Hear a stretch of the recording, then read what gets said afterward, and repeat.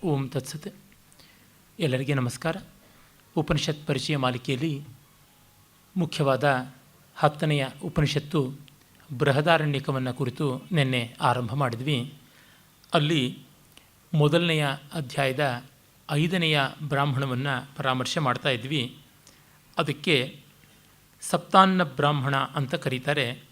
ಅಂದರೆ ಇಲ್ಲಿ ಅನ್ನ, ಆಹಾರ ಅಂದರೆ ಚೈತನ್ಯಕಾರಕವಾದದ್ದು ಯಾವುದುಂಟು ಅದನಾತ್ ಅನ್ನಂ ಅಂತ, that which will be consumed ಅನ್ನುವ ಅರ್ಥದಲ್ಲಿ ಅತ್ತಿ ಇತಿ ಅದನಾತ್ ತಿನ್ನುವಿಕೆ, ಸ್ವೀಕರಿಸುವಿಕೆ ಅನ್ನುವುದರಿಂದ ಅನ್ನ ಅಂತ. ಇಲ್ಲೆಲ್ಲ ಉಪನಿಷತ್ತು ವೇದ ಸಾಂಕೇತಿಕವಾಗಿ ಒಂದನ್ನು ಹೇಳುತ್ತದೆ, ಅದನ್ನು ವ್ಯಾಪಕಾರ್ಥದಲ್ಲಿ ನಾವು ತೆಗೆದುಕೊಳ್ಳಬೇಕಾಗುತ್ತದೆ. ತುಂಬ ಜನ ಆಹಾರ ಶುದ್ಧವು ಸತ್ವಶುದ್ಧಿ, ಸತ್ವಶುದ್ಧವು ಧ್ರುವ ಸ್ಮೃತಿ ಅನ್ನುವ ಛಾಂದೋಗ್ಯದಂಥ ಮಾತುಗಳನ್ನು ಇಟ್ಟುಕೊಂಡು ಆಹಾರ ಶುದ್ಧಿ ಅಂದರೆ ಮಡಿಮಡಿಯಾಗಿ ಇನ್ನೊಬ್ಬರ ಕೈಯಿಂದ ಅಡುಗೆ ಮಾಡಿಸಿದ್ದನ್ನು ತಿನ್ನಬಾರ್ದು, ಇಂಥ ಜಾತಿಯವರದೇ ತಿನ್ನಬೇಕು. ತಪ್ಪಲ್ಲವಾದರೂ ಅದೇ ಪರಮಾರ್ಥವಲ್ಲ. ಕಣ್ಣಿನ ಆಹಾರ, ಕಿವಿಯ ಆಹಾರ, ಮೂಗಿನ ಆಹಾರ, ಚರ್ಮದ ಆಹಾರ ಹಾಗೂ ಮನಸ್ಸಿನ ಆಹಾರ ಎಲ್ಲಕ್ಕಿಂತ ಮಿಗಿಲಾಗಿ ಅದರೊಳಗೆ ಶುದ್ಧಿ ಇರಬೇಕು ಅಂತ ಅರ್ಥ. ಭಾಷ್ಯಕಾರರು ಕೂಡ ಅದನ್ನೇ ಹೇಳ್ತಾರೆ. ಆದರೆ ನಾವು ಮಡಿ ಅಂತನ್ನೋದನ್ನು ಅಡುಗೆ ಮನೆಗೆ ಮಾತ್ರ ಸೀಮಿತವಾಗಿ ಇಟ್ಕೊಂಡಿದ್ದೀವಿ, ಮನಸ್ಸಿಗೆ ಸೀಮಿತ ಮಾಡಿಕೊಂಡೇ ಇಲ್ಲ, ಮನಸ್ಸಿಗೆ ಆ ವ್ಯಾಪ್ತಿ ವಿಸ್ತರಣವನ್ನು ಹೇಳಿಕೊಂಡದ್ದೇ ಇಲ್ಲ. ಇದು ತುಂಬ ಅವಿವೇಕದ ಮಾತು. ಇಲ್ಲಿ ಅನ್ನ ಅನ್ನುವುದನ್ನು ಆ ಒಂದು ವ್ಯಾಪಕವಾದ ಅರ್ಥದಲ್ಲಿ ನಾವು ನೋಡ್ತಾ ಇದ್ದೀವಿ. ಹಾಗಾಗಿ ಎಲ್ಲೆಲ್ಲಿಯೂ ಆ ಅನ್ನದ ಪಾವಿತ್ರ್ಯ ಅನ್ನುವಂಥದ್ದನ್ನು ಕಾಪಾಡಿಕೊಳ್ಳಬೇಕು ಅಂತ ಗೊತ್ತಾಗುತ್ತದೆ. ಅದನ್ನು ನಾವು ನಿನ್ನೆ ಗಮನಿಸ್ತಾ ಇದ್ವಿ. ಮತ್ತು ಮೃತ್ಯು ನಮ್ಮನ್ನು ಸದಾ ಆವರಿಸಿರುತ್ತದೆ. ಆ ಕಾರಣದಿಂದಲೇ ನಾವು ಮರ್ತ್ಯರು ಅಂತಾಗಿದ್ದೀವಿ. ಈ ಮರ್ತ್ಯಭಾವ ಮೃದ್ಭಾವದಿಂದ ಬಂದದ್ದು. ಮೃದಃ ಇದಂ ಮರ್ತ್ಯಂ, ಮಣ್ಣಿಗೆ ಸಂಬಂಧಪಟ್ಟಿದ್ದು ಮರ್ತ್ಯ ಅಂತ. ಅದು ಮೃತ್ಯುವಿಗೆ ಕೂಡ ಸಂಬಂಧಪಟ್ಟಿರುವಂಥದ್ದು. ಹೀಗಾಗಿ ಮಣ್ಣು, ಮೃತ್ಯು, ಮಾನವ ಎಲ್ಲ ಕೂಡ ಒಂದೇ ರೀತಿಯಾಗಿ ಬರ್ತಕ್ಕಂಥದ್ದು. ಹಾಗಾಗಿ ಸಾವು ಅನ್ನುವುದು ನಿರಂತರ ನಮ್ಮನ್ನು ಕಾಡುವ ಕಾರಣ ಅದನ್ನು ದಾಟುವ ರೀತಿ ಹೇಗೆ ಅಂತ ನೋಡಿದಾಗ ಎಲ್ಲ ಇಂದ್ರಿಯಗಳು ಸಾವಿಗೆ ತುತ್ತಾಗುವುದನ್ನು ಕಾಣ್ತೀವಿ. ಆದರೆ ಪ್ರಾಣಕ್ಕೆ ಮಾತ್ರ, ಪ್ರಾಣ ಅಂದರೆ ವಾಯು, ಪ್ರ ಅನಿತಿ ಇತಿ ಪ್ರಾಣ, ಚೆನ್ನಾಗಿ ಸ್ಪಂದನಶೀಲವಾದದ್ದು ಅಂತ ಅರ್ಥ. ಅನ್ ಧಾತು ಅನುಸ್ಪಂದನೆ ಅಂತ, ನಿರಂತರವಾಗಿ ವೈಬ್ರೆನ್ಸ್, ಡೈನಮಿಸಮ್ ಅದರೊಳಗಿರ್ತಕ್ಕಂಥದ್ದು. ಯಾವುದು ಡೈನಮಿಕ್ಕೋ ಅದಕ್ಕೆ ಸಾವಿಲ್ಲ. ಸಾವಂದರೆ ಏನು? ಸ್ಟ್ಯಾಟಿಕ್, ಜಡತ್ವ ಅಂತ. ಡೈನಮಿಕ್ ಅನ್ನುವುದು ಚೈತನ್ಯ ಅಂತ. ಈ ಕಾರಣದಿಂದ ಅನಿತಿ ಅಂದರೆ ಚೇತನತಾಂ ಆವಹತಿ, ಚೈತನ್ಯವನ್ನು ತಂದುಕೊಡುತ್ತದೆ, ಅದಕ್ಕೆ ಸಾವಿಲ್ಲ. ಹೀಗಾಗಿ ವಾಯು, ಪ್ರಾಣ ಆ ಅರ್ಥದಲ್ಲಿ ಜೀವ ಪೋಷಕವಾದದ್ದು, ಜೀವೋತ್ಕರ್ಷಕವಾದದ್ದು, ಸಾವಿಗೆ ಪ್ರತಿಯೋಗಿ ಅಂದರೆ ಆ್ಯಂಟಿ ಡೋಟ್ ಅಂತ ಹೇಳ್ತೀವಲ್ಲ, ಆ ರೀತಿಯಾಗಿ ಉಂಟು ಅಂತ ಗೊತ್ತಾಗುತ್ತದೆ. ಅದನ್ನು ಅವರು ಹೇಳ್ತಾರೆ. ಮತ್ತು ಈ ಜಗತ್ತೆಲ್ಲವೂ ಕೂಡ ನಾಮರೂಪಾತ್ಮಕವಾಗಿ ಇರುವಂಥದ್ದು ಮತ್ತು ನಾಮರೂಪ ಹಾಗೂ ಕ್ರಿಯೆಗಳು, ಇವು ಬಿಟ್ಟರೆ ಇನ್ಯಾವುದೂ ಇಲ್ಲ ಅಂತನ್ನುವುದನ್ನು ತಿಳಿಸಿದ್ದನ್ನು ಕೂಡ ನಾವು ಗಮನ ಇಟ್ಟುಕೊಂಡು ನೋಡಿದ್ವಿ. ಆಮೇಲೆ ಇಂದ್ರ ಅಂದರೆ ಇಂದ್ರಿಯಗಳನ್ನು ಯಾವನು ಹತೋಟಿಯಲ್ಲಿ ಇಟ್ಟುಕೊಂಡಿರ್ತಾನೋ ಅವನು ಇಂದ್ರ. ಇದಂ ರಾತಿ ಇತಿ ಇಂದ್ರ. ಈ ಇಂದ್ರಿಯ ಪ್ರಪಂಚ ಯಾವುದಿದೆ, ಇದಂ ಅನ್ನುವ ಜಗತ್ತು, ಅದನ್ನು ರಾತಿ ಹಿಡಿದಿಟ್ಟುಕೊಂಡಿರ್ತಕ್ಕಂಥವನು ಅಂತ. ತನ್ನನ್ನು ತನ್ನಲ್ಲಿ ಇಟ್ಟುಕೊಂಡವನು, ಇನ್ನೊಂದು ಕಡೆಗೆ ಮತ್ತೊಂದು ಕಡೆಗೆ ಹರಿಹಾಯದೆ ಬಿಟ್ಟವನು ಅಂತನ್ನುವ ಅರ್ಥ. ಅವನು ಯಾರು? ದ್ವಿತೀಯೋ ವೈ ಸಪತ್ನಃ ನಾಸ್ಯ ಸಪತ್ನೋ ಭವತಿ ಯಯೇವಂ ವೇದ. ಅಂದರೆ ಅವನಿಗೆ ಎದುರಾಳಿಗಳು ಇಲ್ಲ. ಯಾವನು ತನ್ನಲ್ಲಿ ತಾನಿರ್ತಾನೋ ಅವನಿಗೆ ಇನ್ನೊಂದು ಪ್ರಪಂಚವೇ ಇಲ್ಲ, ಇನ್ನೊಂದು ವಸ್ತುವೇ ಇಲ್ಲ, ಹಾಗಾಗಿ ಎದುರಾಳಿಯೇ ಇಲ್ಲ ಅನ್ನುವಂಥದ್ದನ್ನು ಕೂಡ ಅಲ್ಲಿ ತಿಳಿಸುವುದಾಗುತ್ತದೆ. ಅಂದರೆ ಜ್ಞಾನಿಯಾದವನಿಗೆ ವಿರೋಧಿಗಳೇ ಇಲ್ಲ, ಮತ್ತೊಂದು ಪ್ರಪಂಚ ಅನ್ನುವುದಾದರೂ ಹೇಗೆ ಬರಬೇಕು? ದೇವರು ನರಸಿಂಹಶಾಸ್ತ್ರಿಗಳ ಮಹಾಬ್ರಾಹ್ಮಣ, ಮಹಾಕ್ಷತ್ರಿಯ ಮತ್ತು ಮಹಾದರ್ಶನ ಕಾದಂಬರಿಗಳು ತುಂಬ ಚೆನ್ನಾಗಿರ್ತಕ್ಕಂಥವು. ವಿಶೇಷವಾಗಿ ಬೃಹದಾರಣ್ಯಕದ ಅತ್ಯಂತ ಸಾರವತ್ ಭಾಗಗಳನ್ನು ಅವರ ಮಹಾದರ್ಶನದಲ್ಲಿಯೇ ಹಲವು ನೋಡಬಹುದು. ಅವರ ಮಹಾಕ್ಷತ್ರಿಯ ಕಾದಂಬರಿಯಲ್ಲಿ ಒಂದು ಕಡೆಗೆ ದಧೀಚಿಯ ಬೆನ್ನುಮೂಳೆಯನ್ನು ದೇವ ಕಾರ್ಯಕ್ಕಾಗಿ ತ್ಯಾಗ ಮಾಡಬೇಕಾಗುತ್ತದೆ. ದಧೀಚಿ ತನ್ನ ಬೆನ್ನುಮೂಳೆಯನ್ನು ಇಂದ್ರನ ವಜ್ರಾಯುಧ ಆಗುತ್ತದೆ ಅದು ಅಂತ ನಮಗೆ ಗೊತ್ತೇ ಇದೆ. ಕಥೆ ವೃತ್ರಾಸುರ ಸಂಹಾರಕ್ಕಾಗಿ ಬಳಕೆಯಾಗುವುದು. ಆ ಬೆನ್ನುಮೂಳೆಯನ್ನು ದಧೀಚಿ ಕೊಡಲಿರುವಾಗ ವೃತ್ರಾಸುರನನ್ನು ಸೃಷ್ಟಿ ಮಾಡಿದ ತ್ವಷ್ಟೃ ಪ್ರಜಾಪತಿ ಬಂದು ದದೀಚಿ, ನೀನು ನಿನ್ನ ಬೆನ್ನುಮೂಳೆಯನ್ನು ಕೊಡಬೇಡ, ದೇವತೆಗಳು ಮೋಸ ಮಾಡಿದ್ರು, ತನ್ನ ಪುತ್ರನಾದಂಥ ವಿಶ್ವರೂಪನನ್ನು ಕೊಂದರು, ಇದೀಗ ವೃತ್ರನನ್ನು ಕೊಲ್ತಾರೆ, ಅದಕ್ಕೆ ಕೊಡಬೇಡ ಅಂತಂದಾಗ ದದೀಚಿ ಹೇಳ್ತಾನೆ, ಈಗ ನಾನು ನನ್ನನ್ನು ಮತ್ತು ನಿನ್ನನ್ನು ಅಂತ ಭೇದ ಮಾಡಿಕೊಂಡು ಹೇಳುವ ಸ್ಥಿತಿಯನ್ನು ಬಹಳ ಕಷ್ಟಪಟ್ಟು ಕಲ್ಪಿಸಿಕೊಳ್ಬೇಕಾಗಿದೆ ಅಂತ. ಆ ಮಟ್ಟದ ಭೇದ ಆ ಅತೀತ ಸ್ಥಿತಿಗೆ ಹೋಗಿರೋದು. ನಾವು ಲೋಕದಲ್ಲಿ ಯುಷ್ಮದಶ್ವತ್ ಪ್ರತ್ಯಯ ಗೋಚರ ಅಂತ ಶಂಕರರು ತಮ್ಮ ಮಹಾ ಪ್ರಸಿದ್ಧವಾದ ಬ್ರಹ್ಮಸೂತ್ರ ಭಾಷ್ಯ, ಶಾರೀರಿಕ ಭಾಷ್ಯದ ಆರಂಭದಲ್ಲಿ, ಅಧ್ಯಾಸ ಭಾಷ್ಯದಲ್ಲಿ ಹೇಳ್ತಾರೆ, ಈ ಜಗತ್ತೆಲ್ಲವೂ ನೀನು ನಾನುಗಳಿಂದ ಕೂಡಿರುವಂಥದ್ದು ಅಂತ. ಸಬ್ಜೆಕ್ಟ್ ಆಬ್ಜೆಕ್ಟ್ ಅಂತ ನಾವೇನು ಹೇಳ್ತೀವಿ, ಅದರಿಂದಲೇ ಜಗತ್ತೆಲ್ಲ ತುಂಬಿರ್ತಕ್ಕಂಥದ್ದು. Automatically we accept that this is different from me ಅಂತ ಅನ್ನುವ ದೃಷ್ಟಿಯಿಂದ ಅಲ್ಲಿಂದ ನಾವು ಯೋಚನೆಯನ್ನು, ಅಲ್ಲಿಂದ ನಾವು ವ್ಯವಹಾರವನ್ನು ಮಾಡ್ತೀವಿ. ನಾನು ಅದನ್ನು ಬಹಳ ಕಷ್ಟಪಟ್ಟು ನಡೆಸಬೇಕಾಗಿದೆ ಅಂತ. ರಮಣ ಮಹರ್ಷಿಗಳನ್ನು ಯಾರೋ ಕೇಳಿದ್ರು, ನೀವು ಯಾಕೆ ಏನೂ ಮಾತಾಡದೆ ಸುಮ್ಮನೆ ಇರ್ತೀರಿ ಅಂತ. ನನಗೆ ಇನ್ನೊಬ್ಬರು ಯಾರೂ ಕಾಣಿಸೋದಿಲ್ವಲ್ಲ, ಇನ್ನು ಯಾರ ಜೊತೆ ಮಾತಾಡಲಿ, ಒಬ್ಬನೇ ಮಾತನಾಡಿದ್ರೆ ಹುಚ್ಚ ಅಂತಾರಲ್ಲ ಅಂತಂದರು. ಆತ್ಮಾರಾಮತ್ವ ಅನ್ನುವುದು ಆ ಅರ್ಥದಲ್ಲಿ ಉಂಟು. ಇದೇ ರೀತಿಯಲ್ಲಿ ಅವರು ಸಮಕಾಲೀನರೇ ಆಗಿದ್ದ ಚಂದ್ರಶೇಖರ ಭಾರತಿ ಸ್ವಾಮಿಗಳ ಬಗೆಗೆ ಆರ್ ಕೃಷ್ಣಸ್ವಾಮಿಯರವರು ಡೈಲಾಗ್ಸ್ ವಿತ್ ದಿ ಗುರುನಲ್ಲಿ ಬರೀತಾರೆ. ಒಮ್ಮೆ ಪ್ರವಾಹ ಇತ್ತು ನದಿಯಲ್ಲಿ, ತುಂಬ ಕಷ್ಟಪಟ್ಟುಕೊಂಡು ಕೃಷ್ಣಸ್ವಾಮಿಯರವರು ಆ ದಡಕ್ಕೆ, ಅಂದರೆ ನರಸಿಂಹವನಕ್ಕೆ ಹೋಗಿ ತಲುಪಿದ್ರು. ಈಗಿದ್ದಂತೆ ವಿದ್ಯಾರ್ಥಿಯರ್ಥ ಸೇತು ಎಲ್ಲ ಇರಲಿಲ್ಲವಲ್ಲ. ಆಮೇಲೆ ಸ್ವಾಮಿಗಳು ಇಷ್ಟು ಕಷ್ಟಪಟ್ಕೊಂಡು ಬಂದಿದ್ದಾರಲ್ಲ, ಮಾತಾಡಬೇಕು ಅಂತ ಅಂದ್ಕೊಂಡ್ರಂತೆ. ಸುಮ್ಮನೆ ಇದ್ದರು, ಸುಮಾರು ಹೊತ್ತು ಸುಮ್ಮನೆ ಇದ್ದರು. ಆಮೇಲೆ ನಕ್ಕು ಬಿಟ್ರಂತೆ. ನಕ್ಕು ಹೇಳೋದು ಅಂತಂದ್ರಂತೆ, ಸನ್ನಿಧಾನದ ಚಿತ್ತ ಇದ್ದಲ್ಲಿ ಹೇಳಬಹುದು ಅಂತಂದ್ರಂತೆ ಅಯ್ಯರವರು.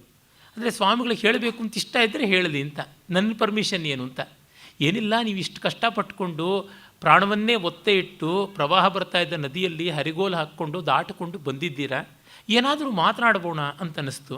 ಇಷ್ಟು ಕಷ್ಟಪಟ್ಟು ಬಂದವ್ರಿಗೆ ನಾನು ಏನು ಕೊಡಬಲ್ಲೆ, ಒಳ್ಳೆಯ ಮಾತು. ತೃಣಾನಿ ಭೂಮಿ ರುದಕಂ ವಾಕ್ ಚತುರ್ಥೀಚ ಸೂನೃತ ಮನು ಹೇಳ್ತಾನಲ್ಲ. ಮುಂದೆ ಬಂದವ್ರಿಗೊಂದು ಹುಲ್ಲಿನ ಹಾಸಿಗೆ, ಅಂದರೆ ಚಾಪೆ, ಅದೂ ಇಲ್ಲಾಂದರೆ ನೆಲ, ಮತ್ತು ಒಂದು ಲೋಟ ನೀರು, ಅದೂ ಇಲ್ಲಾಂದರೆ ಒಳ್ಳೆ ಮಾತು. ಇನ್ನು ಸ್ವಾಮಿಗಳಿಗೆ ನೀರೇನು ಕೊಟ್ಟಾರೋ, ಹಾಲೇನು ಕೊಟ್ಟಾರೋ, ಒಳ್ಳೆ ಮಾತಾಡಬೇಕು. ಏನಾದರೂ ಆಡೋಣವಾ ಅಂತಂದರೆ ಯಾವುದನ್ನು ಕುರಿತು ಆಡೋಣ? ತುಂಬ ದೊಡ್ಡದಾದದ್ದು, ಪ್ರಶಸ್ತವಾದದ್ದು, ಶ್ರೇಯಸ್ಕರವಾದದ್ದು ಬ್ರಹ್ಮ. ಬ್ರಹ್ಮವನ್ನು ಯಥೋ ವಾಚೋ ನಿವರ್ತಂತೆ ಅಪ್ರಾಪ್ಯ ಮನಸಾ ಸಹ. ಹಾಗಾಗಿ ಅದು ಮಾತಿಗೆ ನಿಲುಕುವಂಥದ್ದಲ್ಲ. ಇನ್ನು ಜಗತ್ತಿನ ಬಗ್ಗೆ ಹೇಳೋಣವಾ ಅಂತಂದರೆ ಜಗತ್ತು ಅನಿರ್ವಚನೀಯ ಅಂತಂದಿದ್ದಾರೆ. ಹೀಗೂ ಅಂತಲೂ ಹೇಳೋಕ್ಕಾಗೋಲ್ಲ, ಹಾಗೂ ಅಂತಲೂ ಹೇಳೋಕ್ಕಾಗೋಲ್ಲ. ಜಂಗಮ್ಯತೆ ಇತಿ ಜಗತ್, ಕ್ಷಣ ಕ್ಷಣಕ್ಕೂ ಬದಲಾಗುವುದು ಜಗತ್ತು.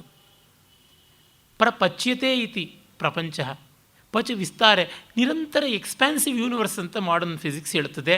ಆ ಬಿಗ್ ಬ್ಯಾಂಗ್ ಆಗಿ ಇನ್ನೂ ಹೋಗ್ತಾನೇ ಇದೆಯಂತೆ. ಯಾವಾಗ ಅದು ಮುಗಿಯುತ್ತೋ ಗೊತ್ತಿಲ್ಲ ನಮಗೆ, ನಮ್ಮ ಜೀವನಾವಧಿಯಲ್ಲಂತೂ ಅಲ್ಲ. ಎವರ್ ಎಕ್ಸ್ಪ್ಯಾಂಡಿಂಗ್ ಆದಾಗ how to comment on that. ಆಗ್ತಾ ಇರೋ ಅಡುಗೆಯ ರುಚಿಯನ್ನು ಹೇಗೆ ಹೇಳೋದು? ನಿರ್ಮಿತವಾಗ್ತಾ ಇರುವ ಮನೆಯ ಕಂಫರ್ಟ್ಸ್ ಬಗ್ಗೆ ನಾವು ಹೇಗೆ ಅನುಭವದಿಂದ ಹೇಳುವಂಥದ್ದು? ಮುಗಿಯದ ವಾಕ್ಯದ ಬಗ್ಗೆ ಅರ್ಥವನ್ನು ಹೇಗೆ ಮಾಡಿಕೊಳ್ಳೋದು? ಆರೋಹಣ ಅವರೋಹಣಗಳೇ ಮುಗಿಯದೇ ಇದ್ದಾಗ ಅದನ್ನು ಯಾವ ರಾಗ ಅಂತ ನಿಶ್ಚಯ ಮಾಡೋದು? ಇಂಥ ರಾಗ ಅಂತ ಅಂದ್ಕೋತೀವಿ, ಇದು ಬರೋಲ್ಲ ಈ ಸ್ವರ ಅಂತ. ಮುಂದೆ ಅಲ್ಲಿ ಬರ್ಬೋದು, ವಕ್ರರಾಗ ಆಗಿರ್ಬೋದು. ಆಮೇಲಿಂದ ಬರುವಾಗ ಇನ್ನೂ ಕೆಳಕ್ಕೆ ಪಂಚಮೂ ಇಳಿದಾಯಿತು, ಮಧ್ಯಮಕ್ಕೂ ಇಳಿದಾಯಿತು ಅಂದರೆ ಋಷಭದಲ್ಲಿ ಮತ್ತೆ ಯಾವುದೋ ಒಂದು ಷಟ್ಯುತ ಋಷಭ ವಿವಾದಿಯಾಗಿ ಬಂದು ಠಣ್ಣಂತ ಕೂತ್ಕೊಳ್ಬೋದು. ಏನು ಮಾಡೋದು? ಈ ರೀತಿಯಾದ ಉಂಟು ಸಮಸ್ಯೆ. ಹಾಗಾಗಿ ಜಗತ್ತಿನ ಬಗ್ಗೆ ಏನು ಹೇಳೋಕ್ಕಾಗಲ್ಲ, ಅದು ಅನಿರ್ವಾಚ್ಯ. ಇನ್ನು ಬ್ರಹ್ಮವಸ್ತು ವಚೋಗೋಚರಾತೀತ, ಇನ್ನು ಸುಮ್ಮನೆ ಇರಬೇಕು. ಇಷ್ಟು ಯೋಚನೆ ಮಾಡಿದ ಮೇಲೆ ಬಂದ ಭಾವ ಸುಮ್ಮನೆ ಇರಬೇಕು ಅಂತ, ಅದಕ್ಕೆ ನಕ್ಕದ್ದು, ಅದನ್ನು ಹೇಳೋಣ ಅಂತ ಅನ್ನಿಸ್ತು ಅಂತಂದ್ರಂತೆ. ಹೀಗೆ ಆ ಒಂದು ಉನ್ನತವಾದ ಸ್ಥಿತಿ ಎಷ್ಟೋ ಬಾರಿ ಅನ್ಯವಸ್ತುವಿನ ರಾಹಿತ್ಯದಿಂದ, ಅನ್ಯವಸ್ತು ಇಲ್ಲ ಅನ್ನುವ ಸಾಕ್ಷಾತ್ಕಾರದಿಂದ ಆಗುವಂಥದ್ದು. ಅದನ್ನು ಹೇಳ್ತಾರೆ. ಆಮೇಲೆ ಉಪನಿಷತ್ತು ಷೋಡಶ ಕಲಾ ಪರಿಪೂರ್ಣನಾದ ಪ್ರಜಾಪತಿಯ ಬಗೆಗೆ ಹೇಳುವುದಂಥದ್ದು ಉಂಟು. ಧ್ರುವೈವಾಸ್ಯ ಷೋಡಶಿ ಕಲಾ ಅಂತ 15 ಚಂದ್ರನ ಕಲೆಗಳು, 16ನೇದು ಅಮಾವಾಸ್ಯೆಯಲ್ಲಿ ಕಾಣದ ಚಂದ್ರನ ಕಲೆ ಅಂತ. ಇಲ್ಲೆಲ್ಲ ಅದು ಹೇಳೋಕ್ಕೆ ಹೊರಟಿದ್ದು ಏನಂದರೆ, ಉಪನಿಷತ್ತು ನಮಗೆ ಬಹಿರಂಗವಾಗಿ ಕಾಣದ್ದು ಅಂತರಂಗಕ್ಕೆ ವೇದ್ಯವಾಗುವಂತೆ ಇರುತ್ತದೆ ಅಂತ. ಹೀಗಂದ ತಕ್ಷಣ ತುಂಬ ಜನ ಅಪವಾಡಗಳು, ಆ ಸಿದ್ಧಿಗಳು, ಅಲೌಕಿಕಗಳು ಅಂತಂತಾರೆ. ಹಾಗಲ್ಲ. ಆ ಅಖಂಡಾನುಭವ ಅದು ಮಾತ್ರ ಅಂತರಂಗ ವೇದ್ಯವಾದದ್ದು. ಅದನ್ನೇ ಆತ್ಮೈವಾಸ್ಯ ಷೋಡಶಿ ಕಲಾ, ಆತ್ಮವೇ ಷೋಡಶ ಕಲಾ, ಮತ್ಯಾವುದೂ ಅಲ್ಲ ಅಂತ. ಯಾಕೆಂದರೆ ಅದನ್ನು ಪ್ರಿಸ್ಯೂಮ್ ಮಾಡ್ಕೊಂಡು ಇನ್ನು ಮಿಕ್ಕಿದ್ದನ್ನೆಲ್ಲ ನಡೆಸ್ತಾ ಇದ್ದೀವಿ. ನಾನಿದ್ದೀನಿ ಅಂತ ಅನ್ನೋದನ್ನು ಅಸ್ಯೂಮ್ ಮಾಡಿಕೊಂಡೆ ಇನ್ನು ಮಿಕ್ಕಿ ಎಲ್ಲ ವ್ಯವಹಾರವನ್ನು ನಡೆಸ್ತಾ ಇದ್ದೀವಲ್ಲ, ಅದನ್ನು ಮಾತ್ರ ಯಾರೂ ಪ್ರಶ್ನೆ ಮಾಡಿಕೊಳ್ಳಲ್ಲ. ಅದನ್ನು ನಿರಾಕರಣೆ ಮಾಡಿಕೊಳ್ಳೋದಾದರೂ ಹೇಗೆ? ಅದಕ್ಕೂ ಅದೇ ಬೇಕು. ನಾನಿದ್ದೀನೋ ಇಲ್ಲವೋ ಅನ್ನೋ ಆಲೋಚನೆಗೆ ನಾನು ಅನ್ನೋದು ಇರಲೇಬೇಕು. ಈ ಅರ್ಥದಲ್ಲಿ ಈ ಮಟ್ಟಿಗೆ ಬುನಾದಿಯಾಗಿರುವಂಥದ್ದನ್ನು ಒಪ್ಪಿಕೊಂಡೇ ಹೋಗ್ತಕ್ಕಂಥದ್ದು ಅಂತ. ಆಮೇಲೆ ಅಲ್ಲಿ ಲೋಕಗಳ ಬಗ್ಗೆಯೂ ಹೇಳುತ್ತದೆ. ಇವೆಲ್ಲ ಔಪಾಧಿಕವಾದದ್ದು, ಅಂದರೆ ಸ್ಥೂಲವಾದದ್ದು. ಪಿತೃಲೋಕ ಇದೆ, ಮನುಷ್ಯಲೋಕ ಇದೆ, ದೇವಲೋಕ ಇದೆ, ಮನುಷ್ಯಲೋಕ, ಪಿತೃಲೋಕೋ ದೇವಲೋಕ ಇತಿ ತ್ರಯೋವಾವಲೋಕಾ ಸೋಯಂ ಮನುಷ್ಯಲೋಕ ಪುತ್ರೇಣೇವ ಜಯ್ಯ ನಾಣ್ಯೇನ ಕರ್ಮಣ ಪಿತೃಲೋಕ ವಿದ್ಯೆಯಾ ದೇವಲೋಕ. ಅಂದರೆ 3 ಲೋಕಗಳಿವೆಯಲ್ಲ, ಮನುಷ್ಯ ಲೋಕವನ್ನು ಗೆಲ್ಲುವುದು ಸಂತತಿಯಿಂದ ಅಂತ. ಸಂತತಿ ಅಂದರೆ ತುಂಬ ಜನ ಮಗ ಮಗಳು ಅಂತೆಲ್ಲ ಭಾವಿಸಿಕೊಳ್ತಾರೆ. ಅದಲ್ಲ. ಸಂತತಿ ಅನ್ನೋದಕ್ಕೆ ಮುಖ್ಯವಾಗಿ ಇರುವಂಥದ್ದು ಅಂದರೆ ತಾನು ಯಾವ ಪರಂಪರೆಗೆ, ಯಾವ ತಿಳುವಳಿಕೆಗೆ ಬದ್ಧನಾಗಿ ಬೆಳೆದಿದ್ದಾನೋ ಆ ತಿಳುವಳಿಕೆಯನ್ನು ಹೆಚ್ಚು ಮಾಡುವಂಥ, ಮುಂದುವರಿಸುವಂತಹ ಪೀಳಿಗೆಯನ್ನು ತಯಾರು ಮಾಡೋದು. ಸ್ವಂತ ಮಕ್ಕಳು ಅದನ್ನು ಮಾಡ್ತಾರೆ ಅಂತ ನಚ್ಚಿಕೆ ಬಹಳ ಕಡೆ ಇಲ್ಲ. ಏಕೆಂದರೆ ಒಂದು ಶ್ಲೋಕ ಉಂಟು, ಕಿಂ ಜನ್ಮನಾಚ ಮಹತಾಂ ಪಿತೃಪೌರುಷೇಣ ಶಕ್ತ್ಯಾಹಿ ಯಾತಿ ನಿಜಯ ಪುರುಷ ಪ್ರತಿಷ್ಠಾಂ ಕುಂಭಾನ ಕೂಪಮಪಿ ಶೋಷಯಿತು ಸಮರ್ಥಾ ಕುಂಭೋದ್ಭವೇನ ಮುನಿನಾಂ ಬುಧಿರೇವ ಪೀತಃ. ದೊಡ್ಡವ್ರ ಮನೇಲಿ ಹುಟ್ಟುಬಿಟ್ವಿ ಅಂದರೆ ಏನೂ ದೊಡ್ಡದಾಗುತ್ತೆ ಅಂತ ಗ್ಯಾರಂಟಿ ಇಲ್ಲ. ಪಿತೃಪೌರುಷ ಹೇಳಿಕೊಂಡು ಏನು ಪ್ರಯೋಜನ? ಎಷ್ಟೋ ಜನ ತಂದೆ ತಾಯಿಗಳು ನಮ್ಮ ಮಕ್ಕಳು ದೊಡ್ಡವರು ಅಂತ ಹೇಳ್ಕೊಳ್ತಾರೆ. ನಿಮ್ಮ ಮಕ್ಕಳು in spite of you they have become great. ಇದನ್ನು ಅರ್ಥ ಮಾಡಿಕೊಳ್ಳಬೇಕು. ನಿಮ್ಮಿಂದ ಆಗಿದ್ದಾರೆ ಅಂತ ಏನು? ವಸುದೇವ ಕೃಷ್ಣನಿಗೆ ಏನು ಕಿಸ್ದ ಅಂತ ಏನೂ ಇಲ್ಲ. ಹಂದಿ ಹೆರುವಂತೆ ಹೆತ್ತುಬಿಟ್ಟ, ಮಕ್ಕಳದ್ದು ಹೆರೆಸಿಬಿಟ್ಟ ಅಷ್ಟೇ. 12 ಜನರು ಏನೋ ರಾಣಿಯರು, ಇನ್ನೇನೂ ಮಾಡಲಿಲ್ಲ. ಕೂತ ತೆಪ್ಪಗೆ ಜೈಲಲ್ಲಿ. ಇನ್ನೆಂಥದ್ದು ಮಾಡಿದ ವಸುದೇವ? ಘನಾಂಧಾರಿ ಕೆಲಸ ಏನೂ ಅಲ್ಲ. ಅವನೇನಾದ್ರು ಕ್ಲೈಮ್ ಮಾಡ್ಕೊಳ್ಬಹುದಾ ಕೃಷ್ಣನ್ ನಾನು ತಯಾರು ಮಾಡಿದೆ ಅಂತ? ನಿಜವಾಗಿ ಯಶೋದೆ ಬೇಕಾದ್ರೆ ಸ್ವಲ್ಪ ಹೇಳ್ಕೋಬೋದು.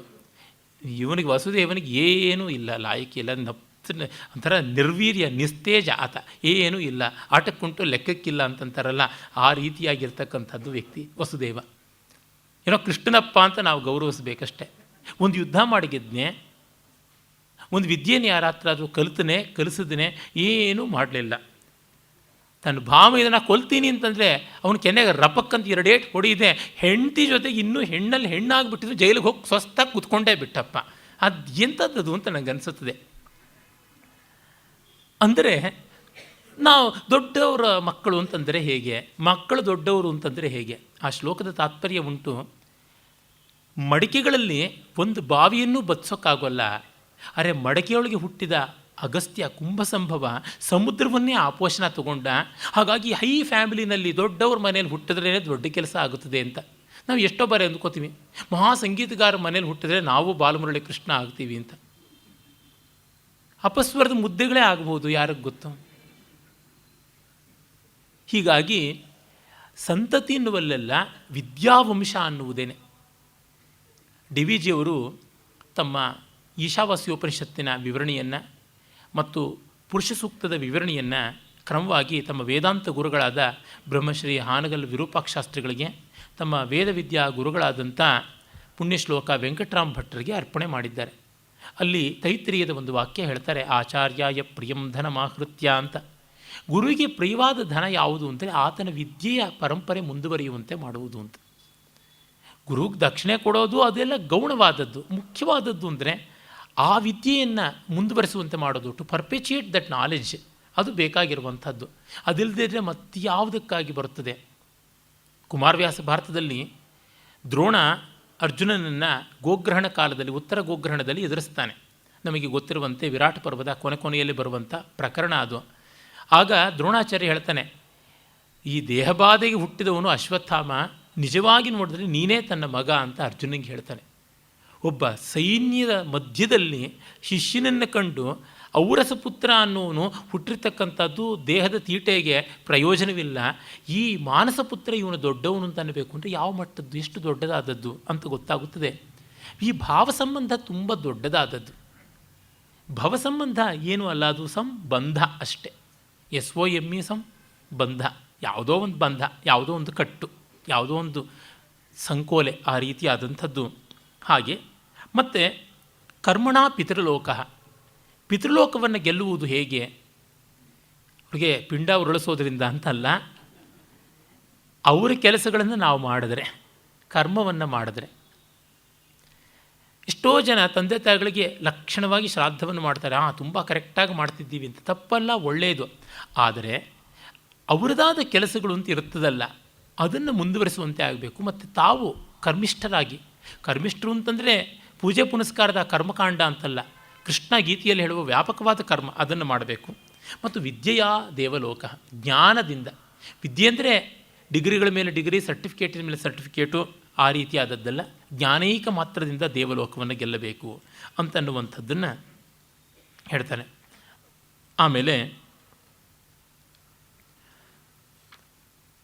ಈ ಉಪನಿಷತ್ತು ವ್ರತದ ಬಗ್ಗೆ ಕೂಡ ಹೇಳುತ್ತದೆ. ಅಥಾತೋ ವ್ರತ ಮೀಮಾಂಸಾ ಅಂತ ವ್ರತವನ್ನು ಕುರಿತು ಮಾಡುವಂಥ ಮೀಮಾಂಸೆಯನ್ನು ನೋಡೋಣ ಅಂತ. ವ್ರತ ಅಂದರೆ ಮೃತ್ಯುವನ್ನು ಮೀರುವಂಥದ್ದೇ ನಿಜವಾದ ವ್ರತ ಅಂತ. ಹೀಗಾಗಿ ಮೃತ್ಯು ಸಂಕ್ರಮಣ ಅನ್ನುವುದು ಬದುಕಿನ ವ್ರತ ಅಂತ. ಆಮೇಲೆ ಅದು 2ನೇ ಅಧ್ಯಾಯಕ್ಕೆ ಪ್ರವೇಶ ಮಾಡುತ್ತದೆ ಉಪನಿಷತ್ತು. ಅಲ್ಲಿ ಒಂದು ಆಖ್ಯಾಯಿಕೆ ಬರುತ್ತದೆ. ಅಜಾತಶತ್ರುವಿನ ಬಳಿಗೆ ಬಾಲಾಕಿ ಅಂತ ಒಬ್ಬ ಹೋಗ್ತಾನೆ. ಅವನಿಗೆ ದೃಪ್ತ ಬಾಲಾಕಿ ಅಂತಲೇ ಹೆಸರು. ದೃಪ್ತ ಅಂದರೆ ಅಹಂಕಾರಿಯಾದವನು, ಕೊಬ್ಬಿದವನು ಅಂತ. ಬಲಾಕ ಅನ್ನುವವಳ ಮಗ ಬಾಲಾಕಿ ಅಂತ. ಅವನು ದೃಪ್ತ ಬಾಲಾಕಿರ್ಹಾನೂಚಾನೋ ಗಾರ್ಗ್ಯ ಆಸ, ಗರ್ಗಗೋತ್ರದವನು ಗಾರ್ಗ್ಯ. ಅವನು ಅನೂಚಾನ ಅಂದರೆ ಸಾಂಪ್ರದಾಯಿಕವಾಗಿ ಓದ್ಕೊಂಡಿದ್ದೀನಿ ಅಂತ, ಚೆನ್ನಾಗಿ ಅಧ್ಯಯನ ಮಾಡಿದ್ದೀನಿ ಅಂತ. ತುಂಬ ಜನಕ್ಕೆ ಅದೊಂದು ಗೊತ್ತಿರುತ್ತೆ, ನಮಗೆ ಡಿಗ್ರಿ ಇದೆ, ನಮಗೆ ವ್ಯಾಸಂಗ ಇದೆ, ನಮಗೆ ಪಾಂಡಿತ್ಯ ಇದೆ ಅಂತ. ಆದರೆ ಆ ಪಾಂಡಿತ್ಯ ಎಷ್ಟು ಮಟ್ಟಿಗೆ ಫಲಕಾರಿಯಾದದ್ದು, ಯಾವ ಮಟ್ಟಿಗೆ ಅನುಭವನಿಷ್ಠವಾದದ್ದು ಅನ್ನುವುದನ್ನು ನೋಡಬೇಕು. ಆಮೇಲೆ ಅವನು ಅಜಾತಶತ್ರುವಿನ ಬಳಿಗೆ ಹೋಗಿ ಬ್ರಹ್ಮತೆ ಬ್ರವಾಣೀತಿ, ನಿನಗೆ ಬ್ರಹ್ಮವನ್ನು ಕುರಿತು ತಿಳಿಸ್ಕೊಡ್ತೀನಿ ಅಂತಾನೆ. ಅಜಾತಶತ್ರು ಪಾಪ ಬಹಳ ಒಳ್ಳೆಯ ರಾಜ. ಅವನು ಎಲ್ಲರೂ ಜನಕನ ಬಳಿಗೆ ಹೋಗ್ತಾರೆ, ಬ್ರಹ್ಮವಿದ್ಯೆಯನ್ನು ತಿಳಿಸ್ತೀನಿ, ಅದರಿಂದಾಗಿ ನಮಗೆ ಪೋಷಣೆ ಆಗುತ್ತದೆ ಅಂತ. ದುಡ್ಡು ಕಾಸಿಗೆಲ್ಲ ಬರುವಂಥದ್ದು ಬ್ರಹ್ಮವಿದ್ಯೆಯಾ? ಅದಲ್ಲ. ಆ ಥರ ಎಷ್ಟೋ ಜನ ಇದ್ದರು. ಈಗ ಮಾಡ್ತಾರಲ್ಲ ಈ ಕ್ರಿಯಾ ಆ ಕ್ರಿಯಾ ಅಂತೆಲ್ಲ, ಸುದರ್ಶನ ಕ್ರಿಯಾ, ಪಾಂಚಜನ್ಯ ಕ್ರಿಯಾ, ಕೌಮೋದಕಿ ಕ್ರಿಯಾ, ಎಲ್ಲ ಕ್ರಿಯೆಗಳನ್ನು ಮಾಡ್ತಾ ಇರ್ತಾರೆ. ಆ ಥರ ನಾವು ಮಾಡ್ತೀವಿ ಅಂತ. ಅದು ಪೇಟೆಂಟ್ ಮಾಡಿಸ್ಕೊಳ್ಳೋಕೆ ಬೇರೆ ಹೋಗಿ ರವಿಶಂಕರ್ ಅವರು ಮಂಗಳಾರತಿ ಎತ್ತಿಸ್ಕೊಂಡ್ರಲ್ಲ. ಸ್ವಾಮಿ ರಾಮದೇವ್ ತರಹ ಎಲ್ಲವನ್ನು ಮುಕ್ತವಾಗಿ ಕೊಡಬೇಕಲ್ವ. ಆ ರೀತಿಯಾಗಲ್ಲದೆ ಅದನ್ನೊಂದು ಅಂಗಡಿ ಮಾಡೋದು ಇರ್ಬೋದು, ಒಂದಿಷ್ಟು ಒಳ್ಳೆಯ ಅಂಶ ಅದರೊಳಗೆ, ಆ ಥರ ಮಾಡೋದ್ರೊಳಗೆ. ಆದರೆ ಅದರ ಹಿನ್ನೆಲೆಯಲ್ಲಿರ್ತಕ್ಕಂಥ ಎಷ್ಟೋ ಧೂರ್ತತೆ, ಅದನ್ನು ಒಂದು ಮಹಾವ್ಯವಸ್ಥಿತವಾದ ತಂತ್ರವಾಗಿ ಕಾಪಾಡಿಕೊಳ್ಳುವಿಕೆ. ಮತ್ತು ಪೆದ್ದಾಗಿ ಜಕೀರ್ ನಾಯಕನ ಹತ್ರ ಹೋಗಿ ಮುಖಕ್ಕೆ ಪ್ರಕ್ಷಾಳನ ಮಾಡಿಸ್ಕೊಂಡು ಗಡ್ಡ ಕೂದಲು ಮೊದಲುಗೊಂಡು ತೊಯ್ದು ತಪ್ಪೇ ಆಗುವಷ್ಟು ಉಗಿಸ್ಕೊಂಡು ಬಂದಿದ್ದು, ಇದೆಲ್ಲ ನೋಡಿದಾಗ ಏನನ್ಸುತ್ತೆ? ಈ ಅವಿವೇಕವಾದಂಥದ್ದು ಅಂತ ಅನಿಸುತ್ತದೆ.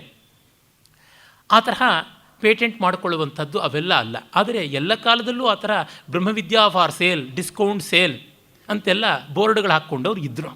ಅದು ನಮಗೆ ಗೊತ್ತಾಗುತ್ತದೆ. ಎಲ್ಲ ಕಾಲವೂ ಒಂದೇ ಕಾಲ, ಅದರೊಳಗೇನು ವ್ಯತ್ಯಾಸವಿಲ್ಲ. ಹೀಗೆ ಬ್ರಹ್ಮವಿದ್ಯಾ for sale, super sale, mega sale ಅಮೇರಿಕದಲ್ಲೆಲ್ಲ ಕೇಳಿದ್ದೀನಿ, ಪುಸ್ತಕಗಳಲ್ಲಿ ಓದಿದ್ದೀನಿ. We are under heavy loss, we are incurring too much of loss, so we want to shut down, so it is the last sales ಅಂತ. ಅಂದರೆ ಕೊನೆಯ ಸೇಲ್, ದಿವಾಳಿ sale ಮಾಡ್ಕೋತಾ ಇದ್ದೀವಿ ನಾವು, ಇನ್ಸಾಲ್ವೆನ್ಸಿಗೆ ಹೊರಡೋದ್ರೊಳಗೆ ಮಾಡ್ಕೋತಾ ಇದ್ದೀವಿ, ಅದಕ್ಕೋಸ್ಕರ ಡೈ ಚೀಪ್, ಡ್ಯಾಮ್ ಚೀಪ್, ಕೊಂಡುಕೊಳ್ಳಿ ಅಂತೆಲ್ಲ ಹೀಗೆ ಬೋರ್ಡ್ ಹಾಕ್ತಾರೆ. ಆ ಥರ ಹಾಕುವಂಥ ಅಂಗಡಿಗಳು 10 ವರ್ಷ ಹಂಗೆ ಬೋರ್ಡ್ ಹಾಕ್ತಾನೇ ಇದ್ವು ಅಂತ ಕೂಡ ಕೆಲವರು ಬರೆದದ್ದುಂಟು. ಆ ರೀತಿಯಾಗಿಯೇ ದೃಪ್ತ ಬಾಲಾಕಿ ಬ್ರಹ್ಮವಿದ್ಯಾ ಫಾರ್ ಸೇಲ್ ಅಂತ ಹೋಗ್ತಾನೆ. ಅಜಾತಶತ್ರುವಿಗೆ ಗೊತ್ತು. ಆದರೆ ಅಜಾತಶತ್ರು ನಂತರ ಹೊಲೆಬಾಯವನಲ್ಲ, ವೆರಿ ಡೀಸೆಂಟ್ ಮ್ಯಾನ್. ಹಾಗಾಗಿ ತುಂಬ ಸಂತೋಷ. ಜನಕಾದಿಗಳ ಬಳಿಗೆ ಹೋಗ್ತಾರೆ, ಅವನು ಹೆಚ್ಚು ದುಡ್ಡು ಕಾಸು ಕೊಡ್ತಾನೆ ಅಂತ. ನೀವು ನನ್ನ ಬಳಿ ಬಂದಿದ್ದೀರಲ್ಲ, ತುಂಬ ಸಂತೋಷ, ನಾನು ಕೈಯಲ್ಲಾದಷ್ಟು ಕೊಡ್ತೀನಿ ಅಂತ ಹೇಳ್ಬಿಟ್ಟು ಅಂತಾನೆ. ಆಮೇಲೆ ಈ ಬ್ರಹ್ಮ ಯಾವುದು, ಬ್ರಹ್ಮ ಎಲ್ಲಿರುವಂಥದ್ದು ಅಂತನ್ನುವ ಪ್ರಶ್ನೆಗಳನ್ನು ಕೇಳಿಕೊಂಡು ಬರ್ತಾ ಇದ್ದಂತೆ ಅವನು ಮೊದಲು ಆದಿತ್ಯ ಅವನೇ ಬ್ರಹ್ಮ, ಆಮೇಲೆ ಚಂದ್ರ ಬ್ರಹ್ಮ, ವಿದ್ಯುತ್ ಬ್ರಹ್ಮ, ಆಕಾಶ ಬ್ರಹ್ಮ, ವಾಯು ಬ್ರಹ್ಮ, ಅಗ್ನಿ ಬ್ರಹ್ಮ, ನೀರು ಬ್ರಹ್ಮ, ಕನ್ನಡಿ ಅದು ಬ್ರಹ್ಮ, ಹೆಜ್ಜೆ ಶಬ್ದ ಬ್ರಹ್ಮ, ದಿಕ್ಕುಗಳು ಬ್ರಹ್ಮ, ಕತ್ತಲೆಯೇ ಬ್ರಹ್ಮ, ಪ್ರಜಾಪತಿ ಅಥವಾ ಹಿರಣ್ಯಗರ್ಭ ಕ್ರಿಯೇಟರ್ ಅಂತೀವಲ್ಲ ಅವನೇ ಬ್ರಹ್ಮ ಅಂತ ಈ ರೀತಿ ಅಲ್ಲಲ್ಲಿರುವಂಥದ್ದನ್ನೇ ಬ್ರಹ್ಮ ಅಂತ ಹೇಳ್ತಾ ಇದ್ದ. ಅಂದರೆ ಕಂಡದ್ದನ್ನೆಲ್ಲ ಬ್ರಹ್ಮ ಅಂತ. ಎಲ್ಲವೂ ಬ್ರಹ್ಮ ಅನ್ನೋದು ಪರಮಾರ್ಥ ತತ್ವದಲ್ಲಿ ನಿಜ. ಆದರೆ ಐಸೋಲೇಟೆಡ್ ಆಗಿ ಇದು ಮಾತ್ರ ಬ್ರಹ್ಮ ಅಂತ ಹೇಳಿದ್ರೆ ಯಾವುದೂ ಬ್ರಹ್ಮವಲ್ಲ. ಏನಂದರೆ ಈ ಕಪ್ಪಿನಲ್ಲಿರೋದು ನೀರು ಅಂದರೆ ಯಾರೂ ಆಕ್ಷೇಪ ಮಾಡೋದಿಲ್ಲ. ಈ ಕಪ್ಪಿನಲ್ಲಿರುವುದೇ ನೀರು ಅಂತಂದಾಗ ಬರುತ್ತದೆ ಸಮಸ್ಯೆ.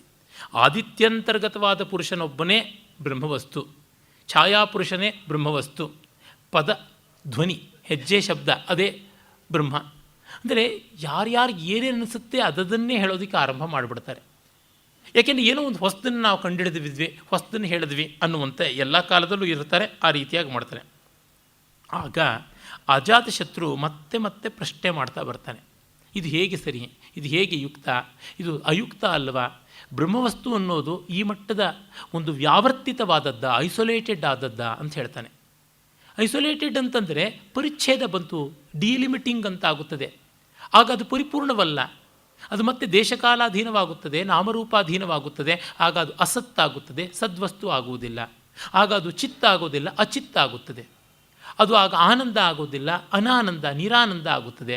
ಹೀಗಾಗಿ ಸಚ್ಚಿದಾನಂದವಲ್ಲದ್ದು ಹೇಗೆ ಬ್ರಹ್ಮವಾಗುತ್ತದೆ ಅನ್ನುವಂಥದ್ದು. ಆಮೇಲೆ ಕಡೆಗೆ ಆ ಬಾಲಕಿಗೆ ನಾಚಿಕೆ ಆಯ್ತಂತೆ. ಇವನು ಪ್ರಶ್ನೆಗಳ ಮೇಲೆ ಪ್ರಶ್ನೆಗಳು ಮಾಡಿದಾಗ ಅರ್ಥ ಆಗಿ ನನಗೆ ಗೊತ್ತಿಲ್ಲ, ದಯಮಾಡಿ ನೀನೇ ಹೇಳು ಅಂತ ಅವನು ಹೇಳ್ತಾನೆ. ನೋಡಿ ಅದು ಸಹೋವಾಚ ಅಜಾತಶತ್ರು ಏತಾವನ್ನೂ ಇತಿ ಏತಾವದ್ದೀತಿ ನೈತಾವತಾ ವಿದಿತಂ ಭವತೀತಿ ಸಹೋವಾಚ ಗಾರ್ಗ್ಯ ಉಪತ್ವಾಯಾನೀತಿ. ನನಗೆ ತಿಳಿದಿರೋದು ಇಷ್ಟೇ ಅಂದ್ಕೋತಾನೆ. ಏನಾಗುತ್ತದೆ, ಕೆಲವು ಬಾರಿ ಕೊಕ್ಕರೆ ಮೀನುಗಳನ್ನು ನುಂಗುತ್ತೀನಿ ಅಂತ ಶಾರ್ಕ್ ಹತ್ರಕ್ಕೆ ಬಂದುಬಿಡುತ್ತೆ. ಆಗ ಏನನ್ನು ನುಂಗುತ್ತದೋ ಆ ರೀತಿ ಅಜಾತಶತ್ರು ಬ್ರಹ್ಮವಿದ್ಯಾ ವರಿಷ್ಠನಾದವನು, ಅವನು ಶಾರ್ಕ್. ಅವನ ಹತ್ರಕ್ಕೆ ದೃಪ್ತ ಬಾಲಾಕಿ, ಬಲಾಕ ಅಂದರೆ ಕೊಕ್ಕರೆ ಸಂಸ್ಕೃತದಲ್ಲಿ, ಬಲಾಕ ಮಗ, ಬಲಾಕೆ ಅನ್ನುವಳ ಮಗ ಬಾಲಾಕಿ ಬಂದು ಯಾವುದೋ ಚಿಕ್ಕ ಪುಟ್ಟ ಮೀನುಗಳನ್ನು ನುಂಗುತ್ತಾ ಇದ್ದವನು ಈಗ ಈ ರೀತಿಯಾಗಿ ಬರ್ತಾನೆ. ಏನು ಮಾಡೋದು? ಕಡೆಗೆ ನಿನ್ನ ಶಿಷ್ಯನಾಗ್ತೀನಿ ಅಂತ ಹೇಳ್ತಾನೆ. ಉಪತ್ವಾಯಾನೀತಿ, ನಿನ್ನ ಹತ್ತಿರಕ್ಕೆ ಬರ್ತೀನಿ ಅಂದರೆ ಉಪನಯನ ಮಾಡಿಸ್ಕೋತೀನಿ ಅಂತ ಅರ್ಥ. ನಿನ್ನನ್ನು ಗುರುವಾಗಿ ಒಪ್ಕೊಂಡು ಪಾಠ ಹೇಳಿಸ್ಕೋತೀನಿ ಅಂತಾನೆ. ಆ ಮಟ್ಟಕ್ಕೆ ವಿವೇಕಕ್ಕೆ ಬರ್ತಾನೆ. ಆಗ ಅಜಾತಶತ್ರು ಹೇಳ್ತಾನೆ, ಪ್ರತಿಲೋಮಂ ಚೈತದ್ ಬ್ರಾಹ್ಮಣ ಕ್ಷತ್ರಿಯಂ ಉಪಯಾತ್ ಬ್ರಹ್ಮಮೇ ವಕ್ಷತೀತಿ ವ್ಯೇವ ತ್ವಾ ಜ್ಞಾಪಯಿಷ್ಯಾಮೀತಿ. ಇದು ವ್ಯುತ್ಕ್ರಮವಾಯಿತು, ವಿಲೋಮವಾಯಿತು. ಬ್ರಾಹ್ಮಣನ ಬಳಿಗೆ ಕ್ಷತ್ರಿಯ ಹೋಗಿ ವಿದ್ಯೆಯನ್ನು ಕೊಡು ಅಂತ ಕೇಳಬೇಕು. ಯಾಕೆಂದರೆ ಅಧ್ಯಯನ ಅಧ್ಯಾಪನ, ಲರ್ನಿಂಗ್ ಆ್ಯಂಡ್ ಟೀಚಿಂಗ್ ಎರಡೂ ಬ್ರಾಹ್ಮಣ ಮಾಡ್ತಾ ಇದ್ದದ್ದು. ಕ್ಷತ್ರಿಯ ಕೇವಲ ಅಧ್ಯಯನ, ದಾನ ಮತ್ತು ಯಜನ ಅಂದರೆ ಯಜ್ಞಾಗಾದಿಗಳನ್ನು ಮಾಡುವುದು, ದಾನ ಕೊಡೋದು, ತಿಳುವಳಿಕೆಯನ್ನು ಪಡ್ಕೊಳ್ಳೋದು. ಈ ರೀತಿಯಾಗಿ ತ್ರಿಕರ್ಮ ಕ್ಷತ್ರಿಯನಿಗೆ, ಷಟ್ಕರ್ಮ ಬ್ರಾಹ್ಮಣನಿಗೆ ಅಂತ ಉಂಟು. ಇದು ವಿಲೋಮವಾಯಿತು, ವ್ಯುತ್ಕ್ರಮವಾಯಿತು. ಹಾಗಾಗಿ ನೀನು ಶಿಷ್ಯನಾಗಿ ಈ ರೀತಿಯಾಗಿ ಹೇಳಬಾರ್ದು ಅಂತಂತಾನೆ. ಆಮೇಲೆ ಅವನು ಅವಸ್ಥಾತ್ರಯ ಮೀಮಾಂಸೆಯ ಮೂಲಕವಾಗಿ ತೋರ್ಪಡಿಸಿಕೊಡ್ತಾನೆ. ಈ ಪುರುಷಸ್ವಪಿತಿ ನಾಮ ತದ್ಗೃಹೀತ ಏವ ಪ್ರಾಣೋ ಭವತಿ ಗೃಹೀತ ವಾಕ್ ಗೃಹೀತಂ ಚಕ್ಷು ಗೃಹೀತಂ ಶ್ರೋತ್ರಂ ಗೃಹೀತಂ ಮನಃ ಅಂತ. ಒಬ್ಬ ಮಲಗಿದ್ದಾಗ ಅಥ ಯದಾ ಸುಷುಪ್ತೋ ಭವತಿ ಯದಾ ನ ಕಸ್ಯಚನ ವೇದ ಹಿತಾ ನಾಮ ನಾಡ್ಯೋ ದ್ವಾಸಪ್ತತಿ ಸಹಸ್ರಾಣಿ ಹೃದಯಾತ್ ಪುರೀತತಂ ಅಭಿಸಂಪ್ರತಿಷ್ಠಂತೆ ತಾಭಿ ಪ್ರತ್ಯವಸೃಪ್ಯ ಪುರೀತತಿಶೇತೆ ಯಥಾ ಕುಮಾರೋ ವಾ ಮಹಾರಾಜೋ ವಾ ಮಹಾಬ್ರಾಹ್ಮಣೋ ವಾತಿಘ್ನೀಮಾನಂದಸ್ಯ ಗತ್ವಾ ಶಯೀತ ಏವಮೇವೈಷ ಏತಚ್ಛೇತೆ. ದೀರ್ಘವಾದ ನಿದ್ರೆಯಲ್ಲಿ, ಒಳ್ಳೆ ನಿದ್ರೆಯಲ್ಲಿ ಮಲಗಿದ್ದಾಗ ಅವನು ತನ್ನ ಹೃದಯದಲ್ಲಿ ಲೀನವಾಗಿರ್ತಾನೆ. ಹೃದಯ ಅಂತಂದರೆ ಹಾರ್ಟ್ ಅಂತ, ಬ್ಲಡ್ ಸರ್ಕ್ಯುಲೇಷನ್ ಅಂತ ಅದೆಲ್ಲ ತಾತ್ಪರ್ಯ. ಜೀವಾಳ ಅಂತ ತೋರ್ಪಡಿಸೋದಕ್ಕೆ. ಈಗ ನಾವು ಹೇಳ್ತೀವಲ್ಲ, ನಾನು ಅಂದಾಗ ಎದೆ ಮುಟ್ಟು ನೋಡ್ಕೋತೀವಿ, ನಾನು ತಲೆ ಮುಟ್ಟು ನೋಡ್ಕೊಳ್ಳಲ್ಲ. ಕನ್ವಿನ್ಷನ್ ಬಂದಿದೆ ಅಷ್ಟೇ. ಹೀಗಂದ್ಕೊಂಡ್ರೆ ನಾನು, ಹೀಗಂದ್ಕೊಂಡ್ರೆ ಕೆನ್ನೆಗೆ ತಟ್ಕೊಂಡ್ರೆ ನಾನಲ್ಲವಾ? ಎಲ್ಲವೂ ನಾನೇ, ಆಪಾದ ಮಸ್ತಕವೂ ನಾನೇ. ಯಾವುದೋ ಒಂದು ಕನ್ವಿನ್ಷನ್ ಬಂದಿದೆ ಹೃದಯ ಅನ್ನುವಂಥ. ನಾನು ಅಂತ ಎದೆ ತಟ್ಕೊಳ್ತೀವಿ, ಸ್ವಲ್ಪ ಸುಲಭ ಅಂತ. ಆ ರೀತಿಯಾಗಿ ಇನ್ನು ಕಣ್ಣು ತಿಳ್ಕೊಳ್ಳೋಕ್ಕಾಗುತ್ತಾ ನಾನು ಅಂತ ತೋರಿಸ್ಕೊಳ್ಳೋದಕ್ಕೆ? ಆ ರೀತಿಯಾಗಿ ಹೀಗೆ. ಆದರೆ ತುಂಬ ಜನ ತಪ್ಪಾಗಿ ಹೃದಯ ಅಂತಂದರೆ ಅದೇ ಅಂತ ಭಾವಿಸಿಕೊಂಡಿದ್ದಾರೆ. ರಮಣರು ಇದನ್ನೆಲ್ಲ ಸ್ಪಷ್ಟ ಮಾಡಿದ್ದಾರೆ. ಆಮೇಲೆ ಬುದ್ಧಿ ಅಂತಂದರೆ ನಾವು ತಲೆನ ಹಿಂಗೆ ತೋರಿಸ್ತೀವಿ. ಬ್ರೈನ್ನಲ್ಲಿ ಬುದ್ಧಿ ಇದೆಯಾ? ಬ್ರೈನಲ್ಲಿ ಬ್ರೈನೇ ಇರೋದಷ್ಟೇ, ಇನ್ಯಾವುದೂ ಇಲ್ಲ. ಬುದ್ಧಿ ಮನಸ್ಸು ಅನ್ನುವುದಕ್ಕೆ ನಾವು ತಲೆ ತೋರ್ಪಡಿಸ್ತೀವಿ, ಎದೆ ತೋರ್ಪಡಿಸ್ತೀವಿ. ಇವೆಲ್ಲ ಕನ್ವೆನ್ಷನ್ಸ್ ಆಗಿ ಬಂದಿರೋದು ಅಷ್ಟೇ. ಅದು ಎಲ್ಲಿದೆ ಅಂತ ಹೇಗೆ ಅಂತ ಹೇಳೋಣ. ಹೀಗಾಗಿ ಅವ ಅಲ್ಲ. ಒಟ್ಟಿನಲ್ಲಿ ತಾತ್ಪರ್ಯತಃ ಹೇಳುವುದಿದ್ದರೆ, ಆ ನಾನು ಅನ್ನುವಂಥ ಭಾವ ಯಾವುದಿದೆ ಅದು ಗಾಢ ನಿದ್ರೆಯಲ್ಲಿ ಬ್ರಹ್ಮೈಕ ಸ್ವರೂಪವಾಗಿರುತ್ತದೆ. ಎಲ್ಲವೂ ಮರೆತಿರುತ್ತದೆ, ಎಲ್ಲವೂ ಬ್ರಹ್ಮಣಿ ಆಪೀತ, ಹೀರಲ್ಪಟ್ಟಂಥದ್ದು. ಆಮೇಲೆ ಅದು ಎಚ್ಚರಗೊಂಡಾಗ ನಾನು, ತಾನು, ಈ ಪ್ರಪಂಚ, ಈ ರೀತಿಯಾದಂಥ ಭೇದಗಳು ಬರುತ್ತವೆ ಅಂತ ಈ ಉಪನಿಷತ್ತು ಹಲವು ಕಡೆಯಲ್ಲಿ ಅವಸ್ಥಾತ್ರಯವನ್ನು ಬಳಸಿಕೊಂಡು ಚರ್ಚೆಯನ್ನು ಮಾಡುತ್ತದೆ.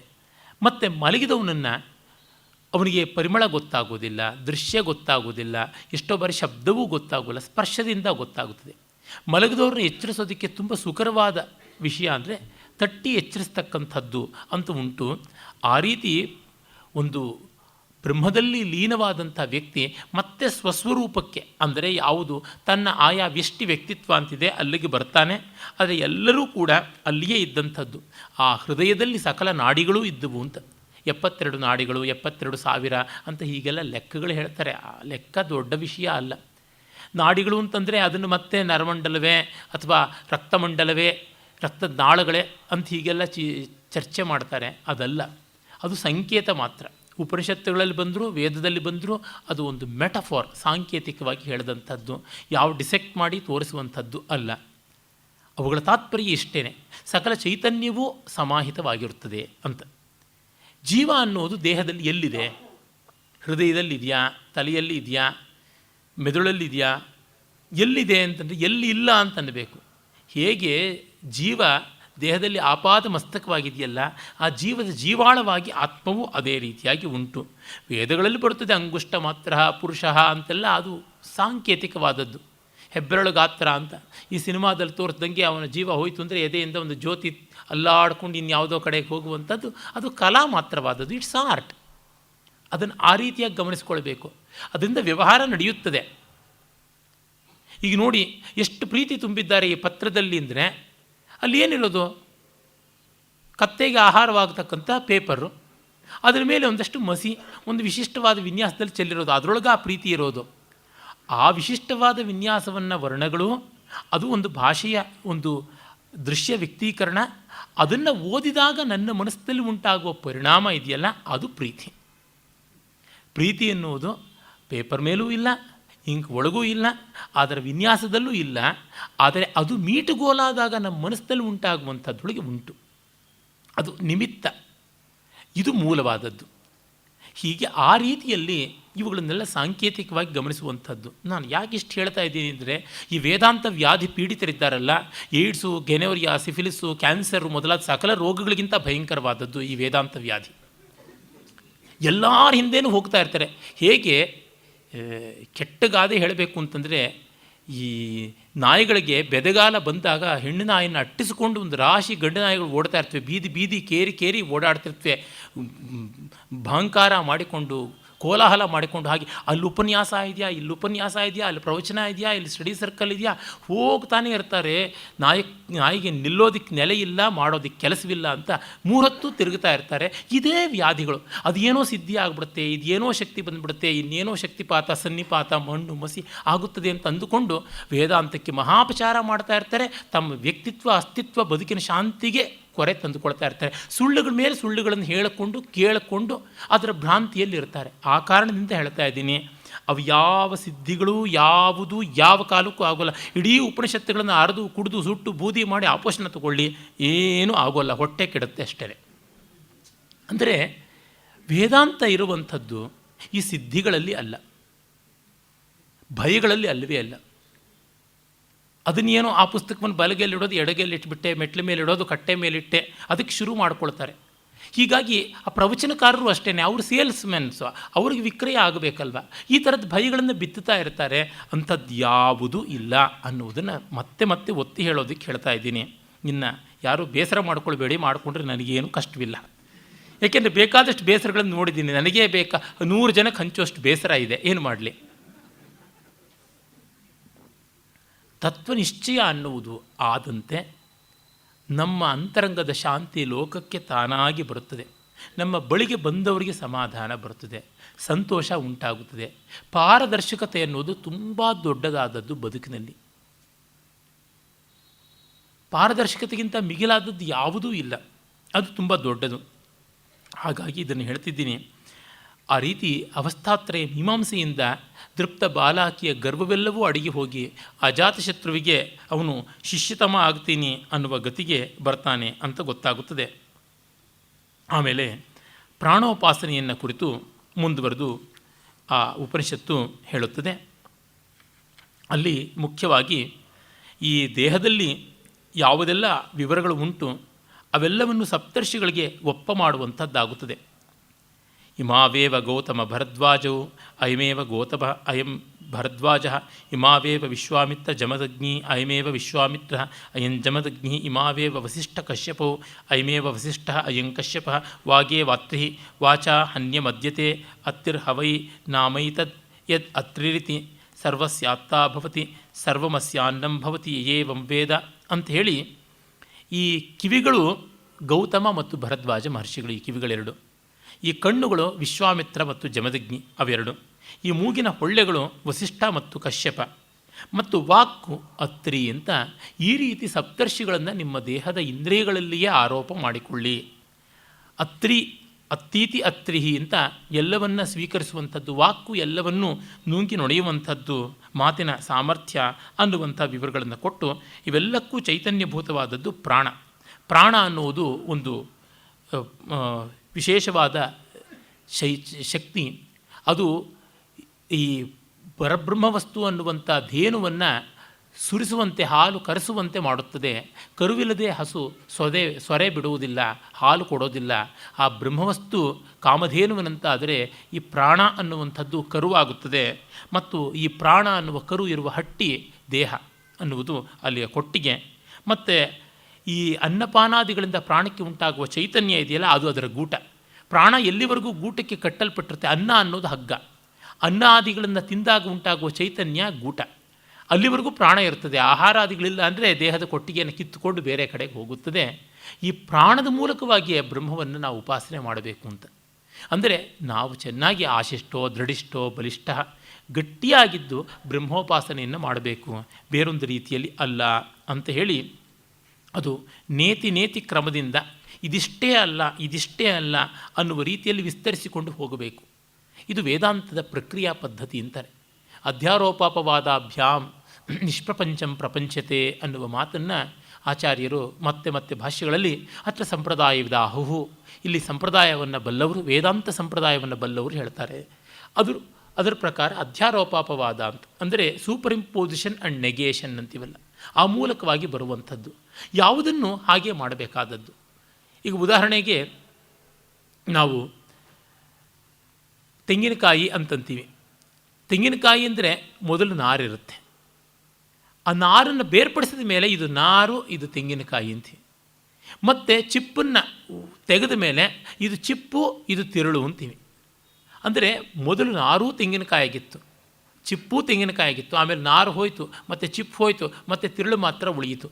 ಹೀಗೆ ಆರೋಪಗೊಂಡದ್ದು, ಅಧ್ಯಸ್ಥವಾದದ್ದು ತೆಂಗಿನಕಾಯಲ್ಲಿ ಈ ನಾರುತನ ಮತ್ತು ಚಿಪ್ಪುತನ, ಅವನ್ನು ಪ್ರತ್ಯೇಕ ಮಾಡಿದ್ರೆ ತೆಂಗಿನಕಾಯಿ ಬರುತ್ತದೆ ಅಂತಾರಲ್ಲ, ಆ ರೀತಿಯಾಗಿ ನಾವು ಆತ್ಮೇತರವಾದದ್ದನ್ನು ನಾಮರೂಪಗಳನ್ನು ಆರೋಪ ಮಾಡಿಕೊಂಡಿದ್ದೀವಿ. ಅದರಾಚಿನದು ಅಂತ ನೋಡಬೇಕು ಅನ್ನುವಂಥದ್ದು. ಇದು ಅಧ್ಯಾರೋಪಾಪವಾದ ವಿವೇಕ. ನಾನು ಅನೇಕ ಬಾರಿ ಈ ವೇದಿಕೆಯಲ್ಲಿ ಹೇಳಿದ್ದುಂಟು, ಎಲ್ಲವನ್ನೂ ಆ ಬಗೆಯಲ್ಲೇ ಮಾಡಬೇಕು, ಇಲ್ಲದೆ ಆಗುವಂಥದ್ದಲ್ಲ. ಯಾಕೆಂದರೆ ನಾವು ರಾಗದ್ವೇಷಗಳಿಂದ ತುಂಬಿರೋ ಕಾರಣ ನಮಗೆ ನಮ್ಮ ಸ್ವರೂಪ ಗೊತ್ತಾಗ್ತಾ ಇಲ್ಲ ಅಂತ ವೇದಾಂತ ಹೇಳುತ್ತದೆ. ಅದಕ್ಕಾಗಿ ರಾಗದ್ವೇಷಾತ್ಮಕವಾದಂಥ ನಮ್ಮ ವ್ಯಕ್ತಿತ್ವ ನಾಮರೂಪಗಳಿಂದ ಗೃಹೀತವಾದದ್ದನ್ನು ಪಕ್ಕಕ್ಕೆ ಇಡಬೇಕು. ಸರಳವಾದ ಉದಾಹರಣೆ ಹೇಳಬೇಕು ಅಂದರೆ, ನಮಗೆ ಕಬ್ಬಿಣ ಬೇಕು. ಜಗತ್ತಿನಲ್ಲಿ ಕಬ್ಬಿಣ ಹಾಗೆ iron in its free form is not at all available. ಒಂದು ಮೆಹರೂಲಿ ಕಬ್ಬಿಣದ ಕಂಬ ಮಾತ್ರ ತುಕ್ಕಿಡಿದೆ ನಿಂತಿದೆ. ಇನ್ನು ಯಾವ ಕಬ್ಬಿಣವನ್ನು 2 ದಿವಸ ಇಟ್ಟರೆ ಸಾಕು, ಬೀದಿಯಲ್ಲಿ ಹೊರಗೆ ಇಟ್ಟರೆ ಸಾಕು, ಅದು ತುಕ್ಕಿಡಿಯುತ್ತದೆ. ಆಗ ಐರನ್ ಆಕ್ಸೈಡ್ ಅಂತೀವಲ್ಲ, ಅದು ಹೆಮಟೈಟ್ ಅಂತ ಆ ರೀತಿಯಾಗಿ ಆಗುತ್ತದೆ, ಕಬ್ಬಿಣದ ಅದಿರಾಗುತ್ತದೆ. ಅಲ್ಲಿರತಕ್ಕಂಥ ಆಕ್ಸಿಜನ್ ಅದನ್ನು ಪಕ್ಕಕ್ಕೆ ತೆಗೆಯಬೇಕು. ಅಂದರೆ it has to be reduced. ಅದನ್ನು ಮಾಡುವುದಕ್ಕೆ ಫ್ಲಕ್ಸ್ ಅಂತ ಸುಣ್ಣವನ್ನು ಹಾಕ್ತಾರೆ. ಈ ಹೆಮಟೈಟನ್ನು ಕ್ಯುಪೊಲ ಆ ರೀತಿಯಾದಂಥ ಫರ್ನೆಸ್ಸಲ್ಲಿ ಹಾಕಿ ಸುಣ್ಣವನ್ನು ಫ್ಲಕ್ಸ್ ಅಂತ ಮಾಡಿ ಬಿಸಿ ಮಾಡಿ ಕರಗಿಸಿದಾಗ ನೋಡಿ, ಆರೋಪ ಮಾಡಿದ್ದು ಸುಣ್ಣ. ಕಬ್ಬಿಣ ಬೇಕು ಅಂದರೆ ಕಬ್ಬಿಣದ ಅದರಿಗೆ ಇನ್ನಷ್ಟು ಕಸ ಹಾಕ್ತಾ ಇದ್ದೀವಲ್ಲ, ಮಾಡಲೇಬೇಕಾಗುತ್ತದೆ. ಅದು ಅಧ್ಯಾರೋಪ ಮಾಡಿದ್ದು. ಆಮೇಲೆ ಆ ಫ್ಲಕ್ಸ್ ಇದೆಯಲ್ಲ, ಆ ಸುಣ್ಣ, ಅದು ಇದನ್ನು ಕರಗಿಸಿದ್ದ ಕಬ್ಬಿಣದ ಒಳಗೆ ಪ್ರವೇಶ ಮಾಡಿ ಅದರ ಆಮ್ಲಜನಕವನ್ನು ತನ್ನೊಳಗೆ ಸೆಳೆದುಕೊಳ್ಳುತ್ತದೆ. ಆಮೇಲೆ ಅದು ಮೇಲೆ ಕಿಟ್ಟ ಸ್ಲ್ಯಾಗ್ ಆಗಿ ತೇಲುತ್ತದೆ. ಆಗ ಅದನ್ನು ಹೊರಗಡೆಗೆ ತೆಗೆದುಬಿಟ್ರೆ, ಟ್ಯಾಪಿಂಗ್ ಔಟ್ ದಿ ಸ್ಲ್ಯಾಗ್ ಮಾಡಿದ್ರೆ ಕೆಳಗಡೆ ಡೆನ್ಸಿಟಿಯ ಭಾರದಿಂದ, ಸಾಂದ್ರತೆಯಿಂದಾಗಿ ಕಬ್ಬಿಣ ತಾನಾಗಿ ಬರುತ್ತದೆ. ಅಂದರೆ taking away the slag is ಅಪವಾದ, ಪುಟಿಂಗ್ ಇನ್ ದ ಫ್ಲಕ್ಸ್ ಅಂದರೆ ಸುಣ್ಣವನ್ನು ಹಾಕುವುದು ಆರೋಪ, ಸ್ಲ್ಯಾಗನ್ನು ಪ್ರತ್ಯೇಕ ಮಾಡತಕ್ಕಂಥದ್ದು ಅಪವಾದ. ಎಲ್ಲ ಕಡೆಯಲ್ಲೂ ಹಾಗೆ ಆಗುತ್ತದೆ. ಗೋಖಲೆ ಇನ್ಸ್ಟಿಟ್ಯೂಟಿಗೆ ಮೆಜೆಸ್ಟಿಕ್ ರೈಲ್ವೆ ಸ್ಟೇಷನಿಂದ ಬರಬೇಕು ಅಂತಂದರೆ ನೀವು ನೋಡಿ, ಗಾಂಧಿ ಬಜಾರ್ಗೆ ಹೋಗಿ ಅಂತೀವಿ, ಗಾಂಧಿ ಬಜಾರ್ ಅಧ್ಯಾರೋಪ. ಅಲ್ಲಿಂದ ಬುಲ್ ಟೆಂಪಲ್ಗೆ ಬನ್ನಿ ರಸ್ತೆಗೆ ಅಂತಂದರೆ ಅದು ಅಪವಾದ. BMS ಕಾಲೇಜ್ ಹತ್ರಕ್ಕೆ ಬನ್ನಿ ಅಂದರೆ ಅಧ್ಯಾರೋಪ. ಅಲ್ಲಿಂದ ಮುಂದೆ ಕಾಪಂತ್ ಯಾತ್ರಿನಿವಾಸಕ್ಕೆ ಬನ್ನಿ ಅಂದರೆ ಅಪವಾದ. ಅಲ್ಲಿ ಪಕ್ಕದಲ್ಲೇ ಇರುತ್ತೆ ನೋಡಿ, ಅಲ್ಲಿ ಅಧ್ಯಾರೋಪವೂ ಇಲ್ಲ, ಅಪವಾದವೂ ಇಲ್ಲ, ತಾನಾಗಿ ಗೊತ್ತಾಗುತ್ತದೆ ಅಂತ. ಈ ರೀತಿ ಈ ಕ್ರಮ ಅನ್ನುವಂಥದ್ದು ಇದೆಯಲ್ಲ, ಅದನ್ನು ಮತ್ತೆ ಸ್ಪಷ್ಟವಾಗಿ ವಿವರಣೆಯನ್ನು ಕೊಡುತ್ತದೆ. ಅದು ಅಥಾತ ಆದೇಶ ನೇತಿ ನೇತಿ ನೇತಿ ನ ಹ್ಯೇತದಸ್ಮಾದಿತಿ ನೇತ್ಯನ್ಯತ್ ಪರಮಸ್ತಿ ಅಥ ನಾಮಧೇಯಂ ಸತ್ಯಸ್ಯ ಸತ್ಯಮಿತಿ ಪ್ರಾಣ ವೈಸತ್ಯಂ ಅಂತ ನೇತಿ ನೇತಿ ಹೀಗಲ್ಲ ಅನ್ನುವುದಕ್ಕಿಂತ ನ ಅನ್ಯತ್ ಪರಮಸ್ತಿ ಶ್ರೇಷ್ಠವಾದ ಮಾರ್ಗವಿಲ್ಲ ಅಂತ. ಈ ತತ್ವಮಸಿ ನೇತಿ ಈ ರೀತಿಯಾದ ಪದ್ಧತಿಗಳಿಂದಲೇ ತಿಳಿದುಕೊಳ್ಳಬೇಕಾದದ್ದು, ಬೇರೆ ಯಾವುದರಿಂದಲೂ ಅಲ್ಲ. ಯಾಕೆಂದರೆ ಇದಿಷ್ಟಲ್ಲ ಹೀಗಲ್ಲ ಅಂತಲ್ಲದೆ ಇನ್ನು ಬೇರೆ ಯಾವ ಥರ ಉಂಟು. ಸಿಹಿ ಅಂದರೆ ಏನು ಅಂತ ಕೇಳಿದರೆ ಏನೋಣ, ಮೈಸೂರು ಪಾಕೆ ಅಲ್ಲ, ಕಲ್ಲು ಸಕ್ಕರೆಯೇ ಅಲ್ಲ, ಜಾಮೂನೇ ಅಲ್ಲ, ದ್ರಾಕ್ಷಿಯೇ ಅಲ್ಲ. ಆದರೆ ಇವು ಸಿಹಿ ಅಲ್ವಾ? ಸಿಹಿ ಇವುಗಳಲ್ಲಿ ಇದೆ. ಆದರೆ ಸಿಹಿ ಅನ್ನುವುದು ಇವುಗಳನ್ನು ಮೀರತಕ್ಕಂಥದ್ದು. ಇಷ್ಟೇ ಸಿಹಿ ಅಲ್ಲ, ಇದೇ ಸಿಹಿ ಅಲ್ಲ, ಇದೂ ಸಿಹಿ, ಆದರೆ ಇದೇ ಸಿಹಿ ಅಲ್ಲ ಅನ್ನುವಂಥ ಒಂದು ಭೇದವನ್ನು ನಾವು ಕಂಡುಕೊಳ್ಳಬೇಕು. ಬ್ರಹ್ಮವಸ್ತು ಅಲ್ಲದದ್ದು ಯಾವುದು, ಬ್ರಹ್ಮೇತರವಾದದ್ದು ಯಾವುದೂ ಇಲ್ಲ ಅನ್ನುವಂಥದ್ದನ್ನು ಮತ್ತೆ ಮತ್ತೆ ವಿವರಣೆ ಮಾಡಿಕೊಡೋದಾಗುತ್ತದೆ. ಅದಾದ ಮೇಲೆ ಬಹಳ ಸ್ವಾರಸ್ಯಕಾರಿಯಾದ ಒಂದು ಪ್ರಕರಣ ಬರ್ತದೆ. ಅದು 2ನೇ ಅಧ್ಯಾಯದ 4ನೇ ಬ್ರಾಹ್ಮಣದಲ್ಲಿ ಬರುವಂಥ ಮೈತ್ರೇಯಿ ಯಾಜ್ಞವಲ್ಕ್ಯ ಪ್ರಕರಣ. ಇದು ನೇರವಾಗಿ ಮುಂದೆ ಮುನಿಕಾಂಡದಲ್ಲಿ ಕೂಡ ಒಂದು ಬ್ರಾಹ್ಮಣ ಭಾಗದಲ್ಲಿ ಬರುತ್ತೆ. ಬ್ರಾಹ್ಮಣ ಅಂದರೆ ಒಂದು ಚಾಪ್ಟರ್ ಅಂತ ಅರ್ಥ. ಆದರೆ ಎರಡೂ ಕಡೆ ರಿಪೀಟ್ ಆಗೋದ್ರು ಇದು ಚೆನ್ನಾಗಿರತಕ್ಕಂಥದ್ದು.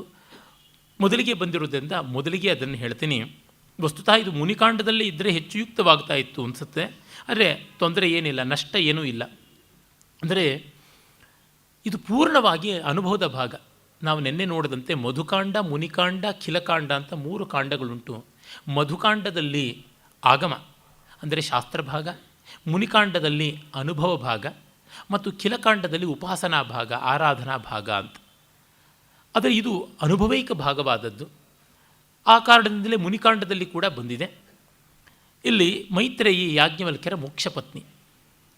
ತುಂಬ ಜನಕ್ಕೆ ಧರ್ಮಪತ್ನಿ ಶಬ್ದ ಗೊತ್ತು, ಮೋಕ್ಷಪತ್ನಿ ಗೊತ್ತಿಲ್ಲ. ನಮ್ಮಲ್ಲಿ ಪುರುಷಾರ್ಥಗಳ 4ಕ್ಕೂ ಪ್ರಾತಿನಿಧಿಕವಾಗಿ ಒಬ್ಬರೇ ಪತಿಯಾಗಿ ಇರಬಹುದು. ಹಾಗಲ್ಲದೆ ಒಂದೊಂದು ಪುರುಷಾರ್ಥಕ್ಕೆ ಒಬ್ಬೊಬ್ಬರು ಇರಬಹುದು. ರಾಜಾದಿಗಳಿಗೆ ಅನುಕೂಲ ಇದ್ದವ್ರಿಗೆ ಆಗುತ್ತದೆ. ಎಷ್ಟೋ ಬಾರಿ ರಾಜರುಗಳಿಗೆ ಧರ್ಮಪತ್ನಿ ಅಂದರೆ ಧರ್ಮ ಕಾರ್ಯದಲ್ಲಿ ಗೃಹಸ್ಥಾಶ್ರಮದ ನಿರ್ವಾಹಕ್ಕೆ ಪೂಜೆ ಪುನಸ್ಕಾರ, ಯಜ್ಞ, ಯಾಗ, ದಾನ, ಪ್ರತಿಗ್ರಹ ಇತ್ಯಾದಿ ಎಲ್ಲದರೊಳಗೂ ಪಾಲ್ಗೊಳ್ತಕ್ಕಂಥವಕ್ಕೆ ಧರ್ಮಪತ್ನಿ. ನಮ್ಮಲ್ಲಿ ಬಹುಪತಿತ್ವವೂ ಇದೆ. ಹಾಗಾಗಿ ಧರ್ಮಪತಿಯೂ ಇರೋದಕ್ಕೆ ಸಾಧ್ಯ ಉಂಟು. ದ್ರೌಪದಿಗೆ 5 ಗಂಡಂದರಿದ್ದರು ಅಂತ ನೋಡಿದಾಗ ಗೊತ್ತಾಗುತ್ತದೆ.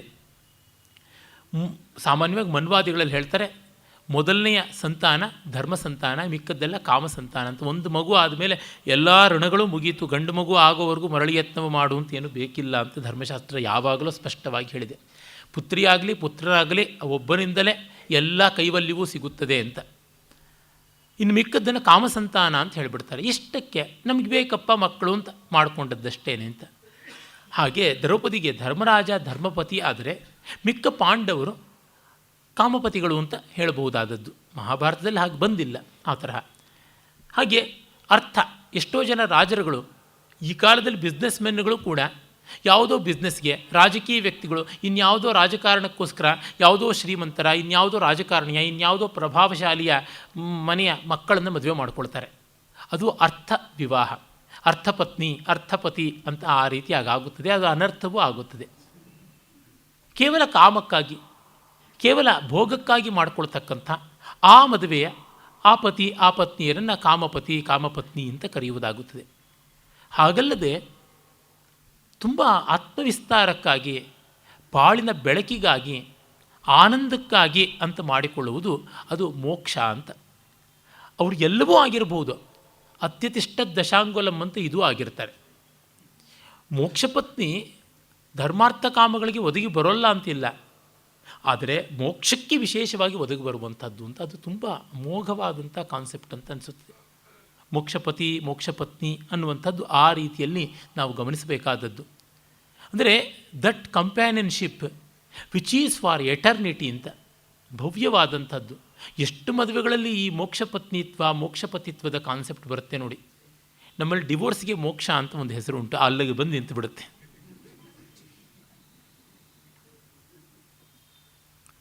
ಯಾಜ್ಞವಲ್ಕ್ಯರಿಗೆ ಮೈತ್ರೇಯಿ ಮೋಕ್ಷಪತ್ನಿ. ಮೈತ್ರೇಯಿತಿ ಹೋವಾಚ ಯಾಜ್ಞವಲ್ಕ್ಯ ಉದ್ಯಾಸ್ಯನ್ ವಾ ಅರೇಹಮಸ್ಮಾತ್ ಸ್ಥಾನಾದಸ್ಮಿ ಹಂತ ತೇ ಅನಯಾ ಕಾತ್ಯಾಯನ್ಯಾಂತಂ ಕರವಾಣೀತಿ. ಕಾತ್ಯಾಯಿನಿ ಧರ್ಮಪತ್ನಿ.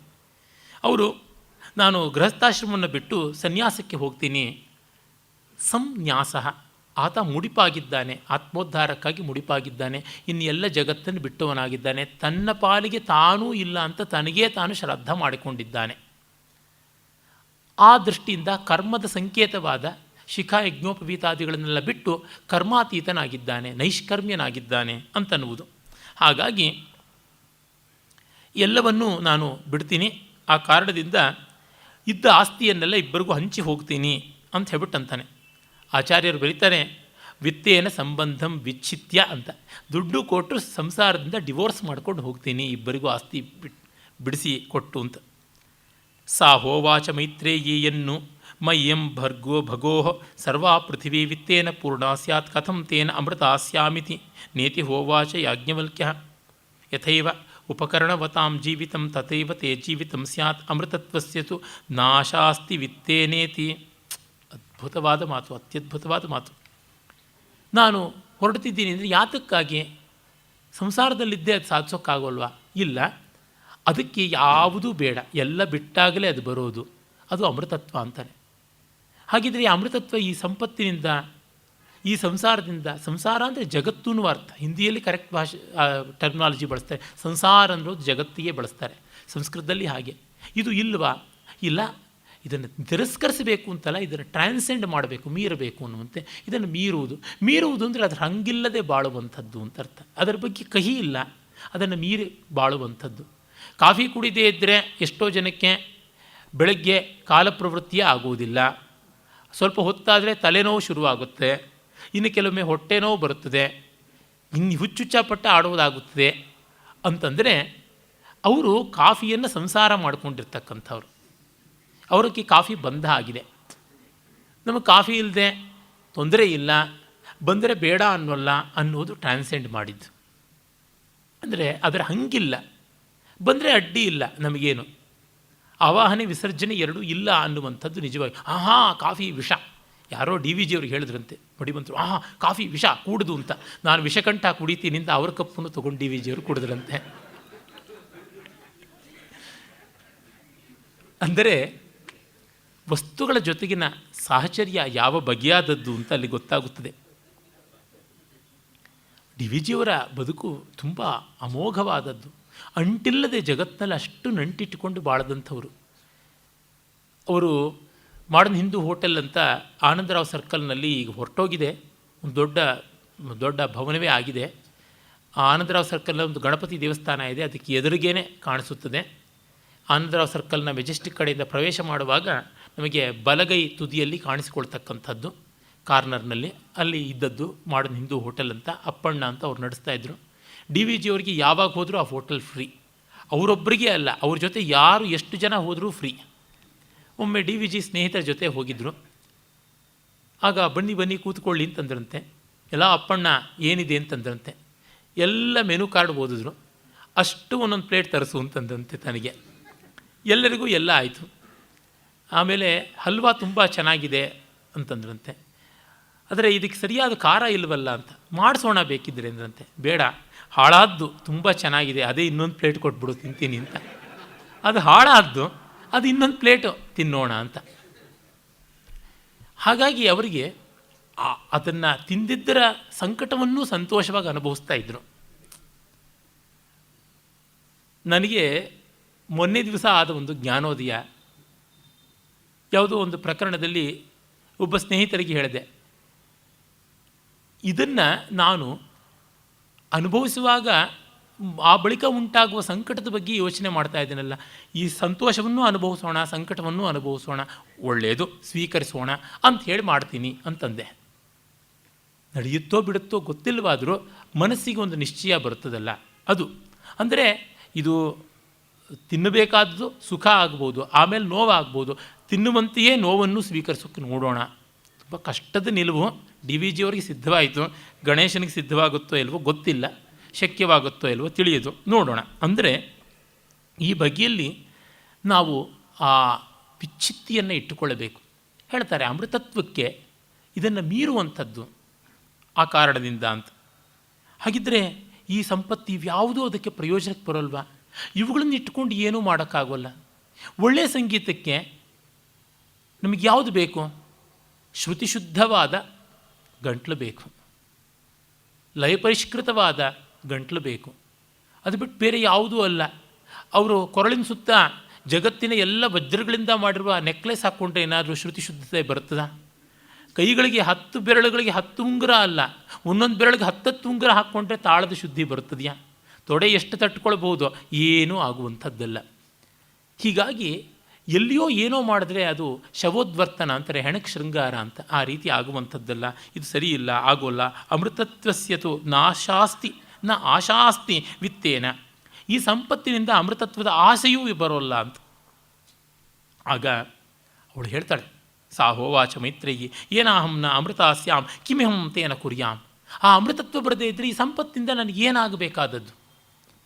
ಈ ಮಟ್ಟದ ನಿಲುವಿದ್ದವರು ಮೋಕ್ಷ ಪತ್ನಿಯರು, ಇದ್ದವರು ಮೋಕ್ಷಪತಿಗಳು. ಕಾತ್ಯಾಯಿನಿ ತನಗೆ ದುಡ್ಡು ಕಾಸು ಬಂತು, ಸಾಕ ಆಯಿತು ಅಂತಂದುಕೊಳ್ತಾಳೆ. ಯದೇವ ಭಗವಾನ್ ವೇದ ತದೇವ ಮೇ ಬ್ರೂಹೀತಿ. ನಿಮಗೆ ಯಾವುದು ಬೇಕಾಗಿದೆಯೋ ಅದು ನನಗೂ ಬೇಕು, ಅದೇ. ಆಗ ಯಾಜ್ಞವಲ್ಕ್ಯರು ಹೇಳ್ತಾರೆ, ನನಗೆ ಇಡೀ ಜಗತ್ತಿನ ತತ್ವಶಾಸ್ತ್ರದಲ್ಲಿ ಅತ್ಯಂತ ಉನ್ನತೋನ್ನತವಾದದ್ದು ಇಲ್ಲಿ ಬರುತ್ತದೆ ಅನಿಸುತ್ತದೆ. ತೈತ್ತಿರೀಯದಲ್ಲಿ ಒಂದು ಬರುತ್ತದೆ, ಕಃ ಪ್ರಾಣ್ಯಾತ್ ಕೋವಾ ಅನ್ಯಾತ್ಯ ದೇಶ ಆಕಾಶ ಆನಂದೋ ನಸ್ಯಾತ್ ಅಂತ.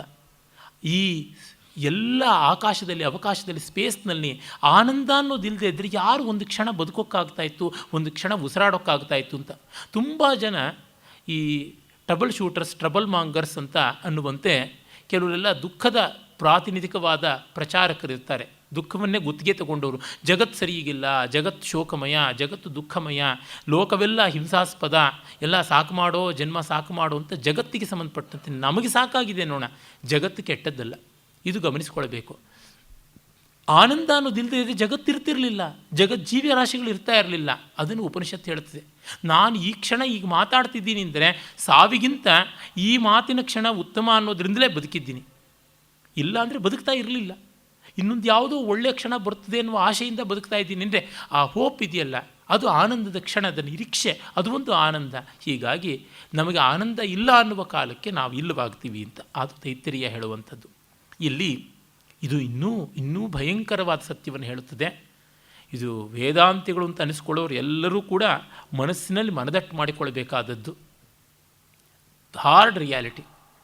ನಮಗಿಷ್ಟವಾದರೆ ಎಲ್ಲವೂ ಇಷ್ಟ, ಅದು ದೊಡ್ಡದು ಅಂತಲ್ಲ.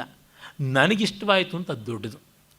ಸಹೋವಾಚ ನವಾರೇ ಪತ್ಯುಃ ಕಾಮಾಯ ಪತಿಃ ಪ್ರಿಯೋ ಭವತಿ ಆತ್ಮನಸ್ತು ಕಾಮಾಯ ಪತಿಃ ಪ್ರಿಯೋ ಭವತಿ ನವಾರೇ ಜಾಯಾಯೈ ಕಾಮಾಯ ಜಾಯಾ ಪ್ರಿಯಾ ಭವತಿ ಆತ್ಮನಸ್ತು ಕಾಮಾಯ ಜಾಯಾ ಪ್ರಿಯಾ ಭವತಿ ನವಾರೇ ಪುತ್ರಾಣಾಂ ಕಾಮಾಯ ಪುತ್ರಾಃ ಪ್ರಿಯಾ ಭವಂತಿ ಆತ್ಮನಸ್ತು ಕಾಮಾಯ ಪುತ್ರಾಃ ಪ್ರಿಯಾ ಭವಂತಿ ನವ ಅರೆ ವಿತ್ತಸ್ಯ ಕಾಮಾಯ ವಿತ್ತಂ ಪ್ರಿಯಂ ಭವತಿ ಆತ್ಮನಸ್ತು ಕಾಮಾಯ ವಿತ್ತಂ ಪ್ರಿಯಂ ಭವತಿ ನವ ಅರೆ ಬ್ರಹ್ಮಣಃ ಕಾಮಾಯ ಬ್ರಹ್ಮ ಪ್ರಿಯಂ ಭವತಿ ಆತ್ಮನಸ್ತು ಕಾಮಾಯ ಬ್ರಹ್ಮ ಪ್ರಿಯಂ ಭವತಿ.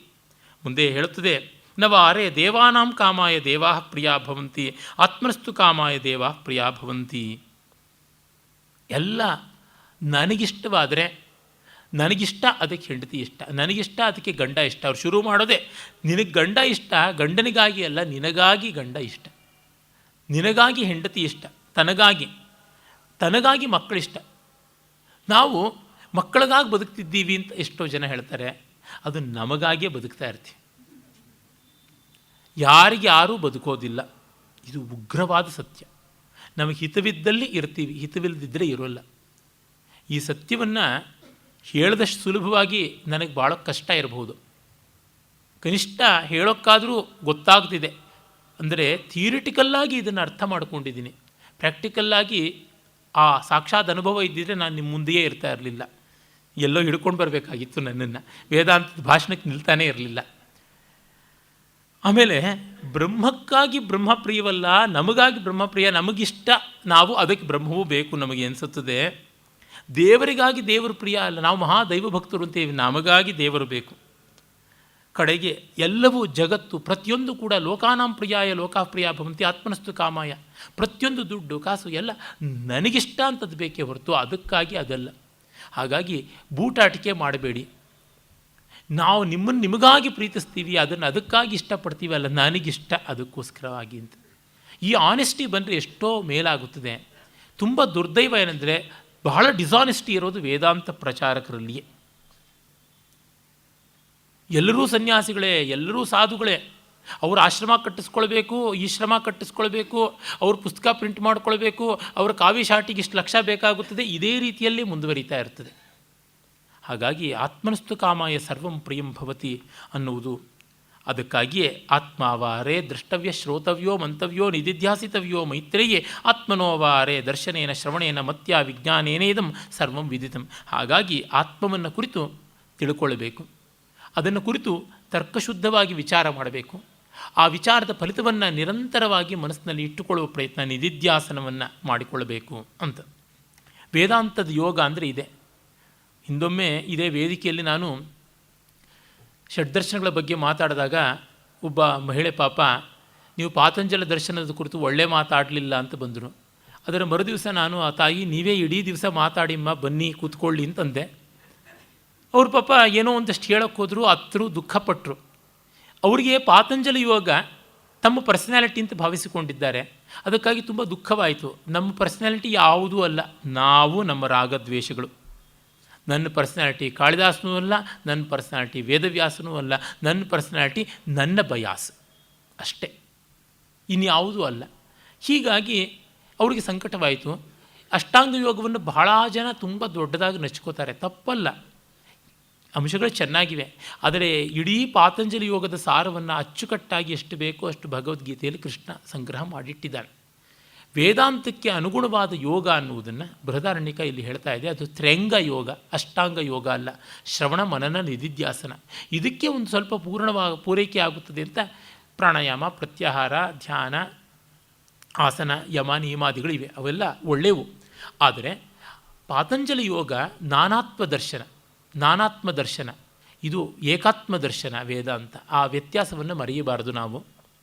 ಎಷ್ಟೋ ಜನ ಯೋಗ ಚಾಂಪಿಯನ್ಸ್ಗೆ ಹೀಗೆ ಹೇಳಿದ್ರೆ ನಮ್ಮ ಸೇಲ್ಸ್ ಕಡಿಮೆ ಆಗಿಬಿಡುತ್ತೆ, ನಾವು ವೇದಾಂತ ಅಂತ ಒಂದು ಪ್ರಚಾರ ಮಾಡ್ತಾಯಿದ್ರೆ ಇವನು ಯಾವನೋ ಬಂದು ಏನೋ ಹೇಳಿಬಿಟ್ಟು ಜನರ ತಲೆ ಕೆಡಿಸ್ತಾನೆ ಅಂತಲೂ ಕೂಡ ಕೆಲವರು ಪಾಪ ಯೋಗ ಪ್ರೊಫೆಷನಲ್ಸು ನನ್ನ ಬಗ್ಗೆ ಬೇಸರ ಮಾಡ್ಕೊಂಡಿದ್ದುಂಟು. ಏನು ಮಾಡೋಣ? ಇಲ್ಲಿ ತತ್ವನಿಶ್ಚಯಕ್ಕೆ ಮೊದಲು ಸರಿಯಾಗಿ ಅದನ್ನು ಕೇಳಿ ಅಥವಾ ಓದಿ ತಿಳ್ಕೊಳ್ಳಬೇಕು. ಮತ್ತು ಅದರಲ್ಲಿರ್ತಕ್ಕಂಥ ಮಾಹಿತಿಯನ್ನು, ಇನ್ಫಾರ್ಮೇಷನನ್ನು ತರ್ಕಶುದ್ಧವಾಗಿ ಆಲೋಚನೆ ಮಾಡಬೇಕು. ಅದು ಅವಸ್ಥಾತ್ರಯ ಮೀಮಾಂಸೆಯಿಂದಲೇ ಆಗುವುದು, ಅಧ್ಯಾರೋಪಾಪವಾದ ಪ್ರಕ್ರಿಯೆಯಿಂದಲೇ ಆಗುವುದು, ಬೇರೆ ಇನ್ಯಾವುದರಿಂದಲೂ ಅಲ್ಲ. ಯಾವ್ಯಾವ ತಿಪ್ಪರ್ಲಾಗ ಹೊಡೆದ್ರೂ ಅಲ್ಲ, ಅದು ಸ್ಪಷ್ಟವಾಗಿ ಹೇಳ್ತೀನಿ. ಅದರಲ್ಲದೆ ಇನ್ನು ಎಲ್ಲಿಯೂ ನಿಶ್ಚಯ ಬರೋಲ್ಲ. ಇದನ್ನು ಈ ಮಟ್ಟದ ಇಷ್ಟು ನಿಷ್ಠುರವಾದ ಕಠೋರವಾದ ವೇದಾಂತ ಪದ್ಧತಿಯನ್ನು, ಅನನ್ಯವಾದ ಪದ್ಧತಿಯನ್ನು ಕೃಷ್ಣಸ್ವಾಮಿಯರವರು, ಸಚ್ಚಿದಾನಂದೇಂದ್ರ ಸರಸ್ವತಿಗಳವರು ಇವರು ತಿಳಿಸಿದರು. ರಮಣರು ಒಂದಿಷ್ಟು ಅವರ ಸಂವಾದಗಳಲ್ಲಿ ತಿಳಿಸಿದ್ದಾರೆ. ಇನ್ನು ಮಿಕ್ಕ ಕಡೆ ಈ ಸ್ಪಷ್ಟತೆ ಇಲ್ಲ. ಅದು ವಿವೇಕಾನಂದರೇ ಇರ್ಬೋದು, ಪರಮಹಂಸರೇ ಇರ್ಬೋದು, ಚಿನ್ಮಯಾನಂದರೇ ಇರ್ಬೋದು, ಅಭೇದಾನಂದರೇ ಇರ್ಬೋದು, ನಿಸರ್ಗದತ್ ಮಹಾರಾಜ್ ಇರ್ಬೋದು, ಜಿಡ್ಡು ಕೃಷ್ಣಮೂರ್ತಿ ಇರ್ಬೋದು, ಯಾರೂ ಸ್ಪಷ್ಟ ಮಾಡಿಲ್ಲ. ಇನ್ನು ಮಠಾಧಿಪತಿಗಳಂತೂ ದೂರ ಆಗಿಯೇ ಇಲ್ಲ. ಶಂಕರರು, ಗೌಡಪಾದರು, ಸುರೇಶ್ವರರು ಮಾಡಿದ್ದಾರೆ. ಅದು ಸ್ಪಷ್ಟ ಮಾಡಿಕೊಟ್ಟದ್ದು ಈ ಗುರು ಶಿಷ್ಯರು ಕೃಷ್ಣಸ್ವಾಮಿಯರವರು ಮತ್ತು ನಮ್ಮ ಸಚ್ಚಿದಾನಂದೇಂದ್ರ ಸರಸ್ವತಿ ಸ್ವಾಮಿಗಳವರು. ಹೀಗಾಗಿ ಅದು ಬಹಳ ಮುಖ್ಯವಾದದ್ದು ಅಂತ ಹೇಳಿ, ಈ ಒಂದು ಬ್ರಹ್ಮವನ್ನು ಆತ್ಮನಿಗಿಂತ ಬೇರೆ ಅಲ್ಲ ಅಂತ ಅಂದುಕೊಂಡಿದ್ದಾನಲ್ಲ, ಬ್ರಹ್ಮತಂ ಪರಾದಾದ್ಯೋನ್ಯತ್ರ ಆತ್ಮನಃ ಬ್ರಹ್ಮವೇದ ಕ್ಷತ್ರಂ ತಂ ಅನ್ಯೋತ್ರ ಆತ್ಮನಃ ಕ್ಷತ್ರಂ ವೇದ. ಇವೆಲ್ಲವನ್ನೂ ತಿಳ್ಕೊಂಡವನು, ಆ ಆತ್ಮವಸ್ತು ತಾನು ಅಂತ ಶ್ರವಣ ಮನನ ನಿಧಿಧ್ಯಾಸನದಿಂದ ತಿಳ್ಕೊಂಡವನು ಬ್ರಾಹ್ಮಣತ್ವವನ್ನು ನಿರಾಕರಿಸ್ತಾನೆ, ಕ್ಷತ್ರಿಯತ್ವವನ್ನು ನಿರಾಕರಿಸ್ತಾನೆ, ಲೋಕತ್ವವನ್ನು ನಿರಾಕರಿಸ್ತಾನೆ, ದೇವತಾತ್ವವನ್ನು ನಿರಾಕರಿಸ್ತಾನೆ, ಜಗತ್ವವನ್ನು ನಿರಾಕರಿಸ್ತಾನೆ. ಅಂದರೆ ಇದು ಅಂತ ನಾನು ಐಡೆಂಟಿಫೈ ಮಾಡ್ಕೊಳ್ಳಲ್ಲ, ನನ್ನನ್ನು ಇದೆ ಅಂತ ಗುರುತಿಸ್ಕೊಳ್ಳಲ್ಲ ಅಂತ. ಬ್ರಹ್ಮಜ್ಞಾನಿ ಆದವನು ನಾನು ಈ ಜಾತಿಗೆ ಸೇರಿದ್ದೀನಿ, ಈ ಸ್ಪೀಶೀಸ್ ಅದಕ್ಕೆ ಸೇರಿದ್ದೀನಿ, ಈ ವರ್ಗಕ್ಕೆ ಸೇರಿದ್ದೀನಿ, ಈ ದೇಶಕ್ಕೆ ಸೇರಿದ್ದೀನಿ, ಈ ಮತಕ್ಕೆ ಸೇರಿದ್ದೀನಿ ಅಂತ ಪರಮಾರ್ಥವಾಗಿ ಅಂದುಕೊಳ್ಳಲ್ಲ. ನಾವು ಇಂಥ ಜಾತಿಯಲ್ಲಿ ರಮಣ ಮಹರ್ಷಿಗಳು ಅಯ್ಯರ ಕುಟುಂಬದಲ್ಲಿ ಹುಟ್ಟಿದರಂತೆ, ಕೃಷ್ಣಸ್ವಾಮಿಯರವರು ಅಯ್ಯರ ಕುಟುಂಬದಲ್ಲಿ ಹುಟ್ಟಿದರಂತೆ, ಸಚ್ಚಿದಾನಂದ ಸರಸ್ವತಿಗಳು ಬಬ್ಬೂರು ಕಂಬಿಗಳ ಕುಲದಲ್ಲಿ ಹುಟ್ಟಿದರಂತೆ ಅಂತ ಈಗ ನಾವು ಹೇಳುವುದಾಗುತ್ತದೆ ಹೊರತು ಅವರದು ಅಲ್ಲ ಅನ್ನುವಂತೆ. ಈ ರೀತಿಯಾಗಿ ಅವರು ತಮ್ಮ ಕುಲ, ಗೋತ್ರ, ಮತ, ವರ್ಣ, ಲಿಂಗ ಮೊದಲಾದ ಸಕಲ ಉಪಾಧಿಗಳನ್ನು ಕಳಚಿಕೊಂಡು ಅದು ತಾನಲ್ಲ ಅಂತ ಅಂದುಕೊಳ್ತಾ ಇರ್ತಾರೆ. ಆತ್ಮನಿಗಿಂತ ಭಿನ್ನವಾದದ್ದು ಯಾವುದು ತಾನಲ್ಲ, ಆತ್ಮನಿಗಿಂತ ಯಾವುದೂ ಭಿನ್ನವಲ್ಲ. ಹೀಗಾಗಿ ತನ್ನನ್ನು ಕ್ಷತ್ರಿಯ ಅಂತ ಕರೆದರೂ ಸರಿ, ಶೂದ್ರ ಅಂತ ಕರೆದರೂ ಸರಿ, ದಲಿತ ಅಂತ ಕರೆದರೂ ಸರಿ, ಮುಸ್ಲಿಂ ಅಂತ ಕರೆದರೂ ಸರಿ, ಏನೂ ತೊಂದರೆ ಇಲ್ಲ ಅಂತ. ಏವಂ ಸರ್ವೇಷಾಂ ಆನಂದಾನಾಂ, ಎಲ್ಲಕ್ಕೂ ಏಕಾಯನಂ, ಒಂದೇ ಅಯನ ಆಗಿರುವಂಥದ್ದು ಗೊತ್ತಾಗುತ್ತದೆ. ಇಂದ್ರಿಯಾದಿಗಳ ಮೂಲಕ ಬೇರೆ ಬೇರೆ ಆಯನಗಳಂತ ಇದ್ದರೂ ಕಟ್ಟಕಡಿಯಲ್ಲಿ ಆತ್ಮಾಯನ, ಬ್ರಹ್ಮಾಯನ ಅದು ಒಂದೇ ಆಗುತ್ತದೆ. ಹೀಗಾಗಿ ಯತ್ರ ಹಿ ದ್ವೈತಮಿವ ಭವತಿ ತದಿತರ ಇತರಂ ಜಿಘ್ರತಿ ತದಿತರ ಇತರಂ ಪಶ್ಯತಿ ತದಿತರ ಇತರಂ ಶೃಣೋತಿ ತದಿತರ ಇತರಂ ಅಭಿವದತಿ ತದಿತರ ಇತರಂ ಮನುತೆ ತದಿತರ ಇತರಂ ವಿಜಾನಾತಿ ಯತ್ರ ವಾ ಅಸ್ಯ ಸರ್ವಂ ಆತ್ಮೈವಾಭೂತ್ ತತ್ಕೇನಕಂ ಜಿಘ್ರೇತ್ ತತ್ಕೇನಕಂ ಪಶ್ಯೇತ್ ತತ್ಕೇನಕಂ ಶೃಣುಯಾತ್ ತತ್ಕೇನಕಂ ಅಭಿವದೇತ್ ತತ್ಕೇನಕಂ ಮನ್ವೀತ ತತ್ಕೇನಕಂ ವಿಜಾನೀಯಾತ್ ಯೇನೇದಂ ಸರ್ವಂ ವಿಜಾನಾತಿ ತಂಕೇನ ವಿಜಾನೀಯಾತ್ ವಿಜ್ಞಾತಾರ ಮರೆ ಕೇನ ವಿಜಾನೀಯಾದಿತಿ. ಅತ್ಯದ್ಭುತವಾದಂಥ ಮಾತುಗಳಿವು. ಎಲ್ಲಿ ಎರಡು ಅನ್ನುವಂಥದ್ದು ಕಾಣಿಸುತ್ತದೆಯೋ, ಎರಡಿರುವಂತೆ ದ್ವೈತಮಿವ ಭವತಿ. ದ್ವೈತ ಅಂದರೆ ಮಧ್ವಾಚಾರ್ಯರ ದ್ವೈತ ಅಂತಲ್ಲ, ಎಲ್ಲ ಬಗೆಯ ಮತಗಳದ್ದು ದ್ವೈತ. ಅದು ಸಾಂಖ್ಯರದಿರ್ಬೋದು, ಯೋಗರದಿರ್ಬೋದು, ನೈಯಾಯಿಕರದಿರ್ಬೋದು, ಮೀಮಾಂಸಕರದಿರ್ಬೋದು, ಜೈನರದಿರ್ಬೋದು, ಕ್ರೈಸ್ತರದಿರ್ಬೋದು, ಮುಸ್ಲಿಮರದಿರ್ಬೋದು, ಯಹೂದ್ಯರದಿರ್ಬೋದು, ಅದ್ವೈತಿಗಳು, ವೇದಾಂತಿಗಳು ಅಂತ ಹೇಳಿಕೊಳ್ತಕ್ಕಂಥ ದ್ವೈತಿಗಳು ಇವರೆಲ್ಲರೂ ಇದ್ದಾರೆ, ಬೇಕಾದಷ್ಟು ಜನ ಇದ್ದಾರೆ. ನಮ್ಮ ಉನ್ನತೋನ್ನತವಾದ ಪೀಠಾಧಿಪತಿಗಳು, ವಿದ್ವಾಂಸರಿಂದ ಮೊದಲುಗೊಂಡು ನಾನು ನನ್ನದು ಅನ್ನುವ ಮೋಹ ಇರುವಲ್ಲಿ ಎಲ್ಲರೂ ಅದೇ, ಇನ್ಯಾವುದು ಬೇರೆ ಅಲ್ಲ. ಹೀಗಾಗಿ ಅದು ಎಲ್ಲಿವರೆಗೂ ಆ ಎರಡನೇ ತನ ಅನ್ನೋದಿರುತ್ತದಲ್ಲ, ನಾನು ನನ್ನದು, ಅಹಂಕಾರ ಮಮಕಾರ, ಅಲ್ಲಿವರೆಗೂ ಇನ್ನೊಂದನ್ನು ನೋಡೋದು, ಇನ್ನೊಂದನ್ನು ಕೇಳೋದು, ಇನ್ನೊಂದನ್ನು ತಿನ್ನೋದು, ಇನ್ನೊಂದನ್ನು ಮುಟ್ಟೋದು, ಇನ್ನೊಂದನ್ನು ಮೂಸೋದು ಇದು ಇರುತ್ತದೆ. ಅದು ಎಲ್ಲಿಲ್ವೋ ಅಲ್ಲಿ ಯಾವುದನ್ನು ನೋಡ್ತಾನೆ, ಯಾವುದನ್ನು ತಿಂತಾನೆ, ಯಾವುದನ್ನು ಮುಟ್ತಾನೆ, ಯಾವುದನ್ನು ಮೂಸ್ತಾನೆ, ಯಾವುದನ್ನು ಚಿಂತಿಸ್ತಾನೆ, ಯಾವುದೂ ಇಲ್ಲ. ಯಾಕೆಂದರೆ ಎಲ್ಲವನ್ನೂ ತಿಳಿಯುವಂಥ ಆತ್ಮವನ್ನು, ತನ್ನನ್ನು ತಾನು ಪ್ರತ್ಯೇಕ ವಸ್ತು ಅಂತ ಹೇಗೆ ತಿಳಿದಾನು ಅಂತ. ಅಂದರೆ ನನ್ನನ್ನು ನಾನು ಮಾತಾಡ್ಕೋತೀನಿ ಅಂತ ಆಗುತ್ತಿದೆಯಾ? ನನ್ನ ಕಣ್ಣನ್ನು ನಾನು ಕನ್ನಡಿ ಇಲ್ಲದೆಯೇ ನೋಡ್ಕೋತೀನಿ ಅಂತಂದರೆ ಆಗುತ್ತಿದೆಯಾ? ಕನ್ನಡಿನಲ್ಲಿ ನೋಡ್ಕೊಳ್ತೀನಿ ಅಂದರೂ ಎಡ ಬಲವಾಗಿರುತ್ತೆ, ಬಲ ಎಡವಾಗಿರುತ್ತೆ. It is not the true picture. ಆ ಕನ್ನಡಿಯಲ್ಲಿ ಪರ್ಫೆಕ್ಟ್ ಪ್ಲೇನ್ ಅಂತ ಅನ್ನೋದು ಇಲ್ಲದೇ ಇದ್ದರೆ ಆ ಕಾನ್ವೆಕ್ಸಿಟಿ, ಕಾನ್ಕೇವಿಟಿಗೆ ತಕ್ಕಂತೆ ಹೆಚ್ಚಾಗಿ ಕಡಿಮೆಯಾಗಿ ಆಳಕ್ಕೆ ದೂರಕ್ಕೆ ಹೇಗೇಗೋ ತೋರುವಂಥದ್ದು ಇರುತ್ತದೆ. ಹೀಗಾಗಿ ಅದು ಬಿಂಬವೇ ಹೊರತು, ಪ್ರತಿಬಿಂಬವೇ ಹೊರತು ಬಿಂಬವಲ್ಲ. ಅದರಿಂದ ವಿಜ್ಞಾತಾರಂ ಅರೇ ಕೇನ ವಿಜಾನೀಯಾತ್, ಎಲ್ಲವನ್ನೂ ತಿಳಿಯುವವನನ್ನು ನಾವು ತಿಳಿಯುವುದು ಹೇಗೆ? ಎಲ್ಲವನ್ನೂ ಗಜಗಡ್ಡಿಯಿಂದ ಅಳೆಯಬಹುದು. ಗಜಗಡ್ಡಿಯನ್ನು ಯಾವುದರಿಂದ ಅಳೆಯೋಣ? ಅದಕ್ಕೆ ಇನ್ನೊಂದು ಕಡ್ಡಿ ಅಂದರೆ ಆ ಕಡ್ಡಿನ ಮತ್ತಿನ್ಯಾವುದರಿಂದ ಅಳೆಯೋಣ? ಸ್ವತಃ ಪ್ರಾಮಾಣ್ಯ, ಅಲ್ಲಿಗೆ ಆತ್ಮವಸ್ತು ಸ್ವತಃ ಪ್ರಮಾಣ ಅಂತ ಬರುತ್ತದೆ. ಅದಕ್ಕೆ ಇನ್ಯಾವುದು ಪ್ರಮಾಣಗಳು ಬೇಕಿಲ್ಲ, ಇನ್ಯಾವುದು ಲಾಜಿಕ್ ಬೇಕಿಲ್ಲ. ಲಾಜಿಕ್ ಯಾವಾಗ ಬೇಕು? ತರ್ಕ ಯಾವಾಗ ಬೇಕು?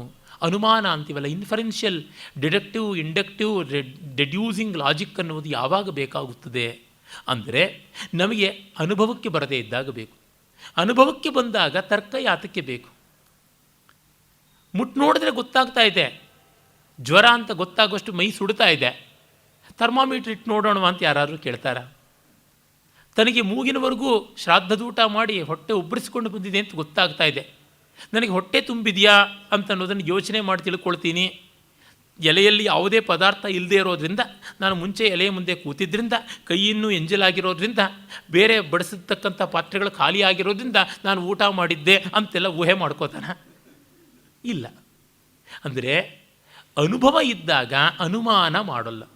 When there is experience there is no logic, there is no inference. ವೇದಾಂತ ಆ ಅನುಭವದ್ದು ತರ್ಕಪಾದದ್ದಲ್ಲ. ಅನುಭವದಿಂದ ರಿವರ್ಸ್ ಇಂಜಿನಿಯರಿಂಗ್ ಅಂತಾರಲ್ಲ, ಅನುಭವನಿಷ್ಠವಾದ ತರ್ಕ ಮಾಡುವಂಥ ದುಸ್ತರ್ಕಾತ್ ಸ್ವಿರಮ್ಯತಾಂ ಶ್ರುತಿಮತಸ್ತರ್ಕೋನು ಸಂಧೀಯತಾಂ ಅಂತ ಶಂಕರರ ಸಾಧನ ಪಂಚಕದಲ್ಲಿ ಬರುತ್ತದಲ್ಲ, ಅದು ಈ ಅರ್ಥದಲ್ಲೇನೆ. ಎಕ್ಸ್ಪೀರಿಯನ್ಸ್ ಇಲ್ಲದೆ, ಅನುಭವ ಇಲ್ಲದೆ ಮಾಡುವ ತರ್ಕ ದುಸ್ತರ್ಕ, ಅನುಭವ ಪುರಸ್ಸರವಾಗಿ ಮಾಡುವ ತರ್ಕ ಸತ್ತರ್ಕ, ಅದು ವೇದಾಂತ ತರ್ಕ ಅನ್ನುವಂಥದ್ದನ್ನು ನಾವಿಲ್ಲಿ ಕಾಣ್ತೀವಿ. ಆಮೇಲೆ 5ನೇ ಬ್ರಾಹ್ಮಣದಲ್ಲಿ ಮಧುವಿದ್ಯಾ ಪ್ರಕರಣ ಅಂತನ್ನುವುದು ಬರ್ತದೆ. ಬಹಳ ಇದು ಆಗಮ ಪ್ರಧಾನವಾದದ್ದು. ಮಧು ಅಂತಂದರೆ ಆನಂದ ಅನ್ನುವುದು ಮುಖ್ಯ ತಾತ್ಪರ್ಯ.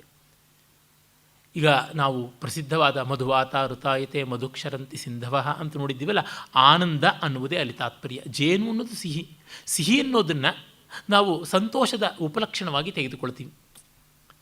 ಈಗ ಹೇಳ್ತೀವಲ್ಲ, ನಿಮಗೆ ಸಿಹಿ ಸುದ್ದಿ ಹೇಳ್ತೀವಿ ಅಂತ, ಏನವರು ಸಕ್ಕರೆಯ ಅಚ್ಚಿನ ಮೇಲೆ ಏನಾದರೂ ಸುದ್ದಿ ಬರೆದು ಕಳಿಸಿದ್ದಾರಾ? ಲಾಡು ಮೇಲೆ ಏನಾದರೂ ಕೆತ್ತು ಕಳಿಸಿದ್ದಾರಾ? ಇಲ್ಲ. ಸಂತೋಷಕಾರಿಯಾದದ್ದು ಅನ್ನುವ ತಾತ್ಪರ್ಯ ಆ ಅರ್ಥದಲ್ಲಿ. ಇದು ದಧ್ಯಂಗ್ ಅಥರ್ವಣ ಆತ ಮಾಡಿಕೊಟ್ಟಂಥ ಉಪದೇಶ ಅಂತ ಗೊತ್ತಾಗುತ್ತದೆ. ಎಂ ಪೃಥಿವೀ ಸರ್ವೇಷಾಂ ಭೂತಾನಾಂ ಮಧು. ಈ ಭೂಮಿ ಎಲ್ಲ ಜೀವರಾಶಿಗಳಿಗೆ ಮಧು ಅಂದರೆ ಸವಿಯಾದದ್ದು. ಈ ಭೂಮಿ ಇಲ್ದಿದ್ರೆ ನಾವು ಎಲ್ಲಿಗೆ ಹೋಗ್ತೀವಿ? ಹಾಗಾಗಿ ಬ್ರಹ್ಮ ಇದಂ ಸರ್ವಂ, ಇದೆಲ್ಲವೂ ಬ್ರಹ್ಮ. ಮೊದಲಿಗೆ ನಿರಾಕರಣೆ ಮಾಡಿದ್ರು, ಅಪವಾದ ಮಾಡಿದ್ರು. ಈಗ ಬ್ರಹ್ಮವಾದ ಮೇಲೆ ಎಲ್ಲವೂ ಸ್ವೀಕಾರ್ಯ ಅಂತ ಒಪ್ಕೊಳ್ತಾರೆ. ಅದೇ ರೀತಿ ಇಮ ಆಪ ಸರ್ವೇಷಾಂ ಭೂತಾನಾಂ ಮಧು, ನೀರು ಎಲ್ಲರಿಗೂ ಬೇಕಾದದ್ದು, ಎಲ್ಲರಿಗೂ ಸವಿಯಾದದ್ದು, ಅದು ಬ್ರಹ್ಮ. ಇದಂ ಬ್ರಹ್ಮ ಇದಂ ಸರ್ವಂ. ಹಾಗೆ ಅಗ್ನಿಯನ್ನು, ವಾಯುವನ್ನು, ಆದಿತ್ಯನನ್ನು, ದಿಕ್ಕುಗಳನ್ನು, ಚಂದ್ರನನ್ನು, ವಿದ್ಯುತ್ತು ಮತ್ತು ಮೇಘಘೋಷವನ್ನು, ಮೇಘಗರ್ಜನೆ, ಆಕಾಶವನ್ನು, ಧರ್ಮವನ್ನು, ಸತ್ಯವನ್ನು, ಮನುಷ್ಯತ್ವವನ್ನು ಎಲ್ಲವನ್ನೂ ಸಾರವತ್ತಾದ ಆನಂದ ಸ್ವರೂಪ ಅಂಥೇಳಿ ಕಡೆಗೆ ಅಯಂ ಆತ್ಮ ಸರ್ವೇಷಾಂ ಭೂತಾನಾಂ ಮಧು. ಈ ಆತ್ಮವಸ್ತು ಅನ್ನೋದು ಎಲ್ಲರಿಗೂ ಬೇಕು, ನಾನು ತನ ಅನ್ನೋದು ಬೇಕಲ್ಲ, ಅದಿಲ್ಲದೆ ಬಾಳೋಕ್ಕಾಗೋಲ್ಲ. That is the essence of life and that is the sweetness of life and that is the joy of life ಅನ್ನುವ ಅರ್ಥದಲ್ಲಿ ಸವಾ ಅಯಮಾತ್ಮ ಸರ್ವೇಷಾಂ ಭೂತಾನಾಂ ಅಧಿಪತಿ. ಹಾಗಾಗಿ ಎಲ್ಲಕ್ಕಿಂತ ಮಿಗಿಲಾದದ್ದು ಇದು ಆತ್ಮವಿದ್ಯೆ ಅಂತ ಇದನ್ನು ಮಧುವಿದ್ಯೆ ಅಂತ ಕರೀತಾರೆ. ಅಂದರೆ ಇದು ಆನಂದದ ವಿದ್ಯೆ, ಸವಿಯ ವಿದ್ಯೆ, ಸಿಹಿಯ ವಿದ್ಯೆ. ಇದು ಆತ್ಮವಸ್ತುವಿನ ವಿದ್ಯೆ, ಬ್ರಹ್ಮವಸ್ತುವಿನ ವಿದ್ಯೆ. ಇದಂ ವೈ ತನ್ಮಧು ದಧ್ಯಂಗ್ ಅಥರ್ವಣ ಅಶ್ವಿನಾಭ್ಯಾಂ ಅಶ್ವಿಭ್ಯಾಂ ಉವಾಚ. ಇದು ಒಂದು ಕಥೆ ಬರ್ತದೆ. ದಧ್ಯಂಗ್ ಅಥರ್ವಣ ಅನ್ನುವ ಋಷಿ, ಆತ ದಧೀಚಿಯೇ. ಆತನಿಗೆ ಈ ಮಧುವಿದ್ಯೆ ಗೊತ್ತಿತ್ತಂತೆ. ಈ ಮಧುವಿದ್ಯೆಯನ್ನು ನೀನು ಯಾರಿಗೂ ಕೊಡಬಾರದು ಅಂತ ಇಂದ್ರ ಅವನಿಗೆ ಹೇಳಿದ್ದಂತೆ. ಯಾಕೆಂದರೆ ಇಂದ್ರನಿಂದ ಇವನು ಪಡ್ಕೊಂಡಿದ್ದು. ಯಾರಿಗೂ ನೀನು ಕೊಡಬೇಡ ಅಂದಾಗ ಅಶ್ವಿನಿ ದೇವತೆಗಳು ನಮಗೆ ಅದು ಬೇಕು ಅಂತ ತುಂಬ ಕೇಳಿದ್ರಂತೆ. ಆಗ ಕೊಟ್ಟರೆ ಇಂದ್ರ ನನ್ನ ತಲೆ ಕಡಿತಾನಲ್ಲ ಅಂದರೆ ತೊಂದರೆ ಇಲ್ಲ, ನಾವೇ ನಿನ್ನ ತಲೆಯನ್ನು ಕಡಿದು ಒಂದು ಕುದುರೆ ತಲೆಯನ್ನು ಇಡ್ತೀವಿ, ಆಮೇಲೆ ಆ ಅಶ್ವಮುಖದಿಂದ ನೀನು ಉಪದೇಶ ಮಾಡು, ಮತ್ತು ಇಂದ್ರ ಬಂದು ಕುದುರೆ ತಲೆ ಕಡಿದ ಮೇಲೆ ನಿಮ್ಮ ತಲೆಯನ್ನು ನಾವು ಜೋಡಿಸ್ತೀವಿ ಅಂತ ಹಾಗೆ ಜೋಡಿಸಿದ್ರು ಅಂತ ಒಂದು ಆಖ್ಯಾಯಿಕೆ ಬರುತ್ತದೆ. ಶತಪಥ ಬ್ರಾಹ್ಮಣದಲ್ಲಿ ಆ ಆಖ್ಯಾಯಿಕೆ ಬರುವಂಥದ್ದಾಗಿದೆ. ಅಂದರೆ ಈ ಆನಂದ ಅನ್ನುವಂಥದ್ದು ಸಕಲರ ಜೀವಾಳ ಅನ್ನುವುದನ್ನು ಹೇಳಿದ್ರೆ ಎಷ್ಟೋ ಜನಕ್ಕೆ ನಂಬಿಕೆ ಬರೋಲ್ಲ. How silly and how simple it is ಅನ್ನೋ ಥರ ಅನಿಸ್ಬಿಡುತ್ತೆ.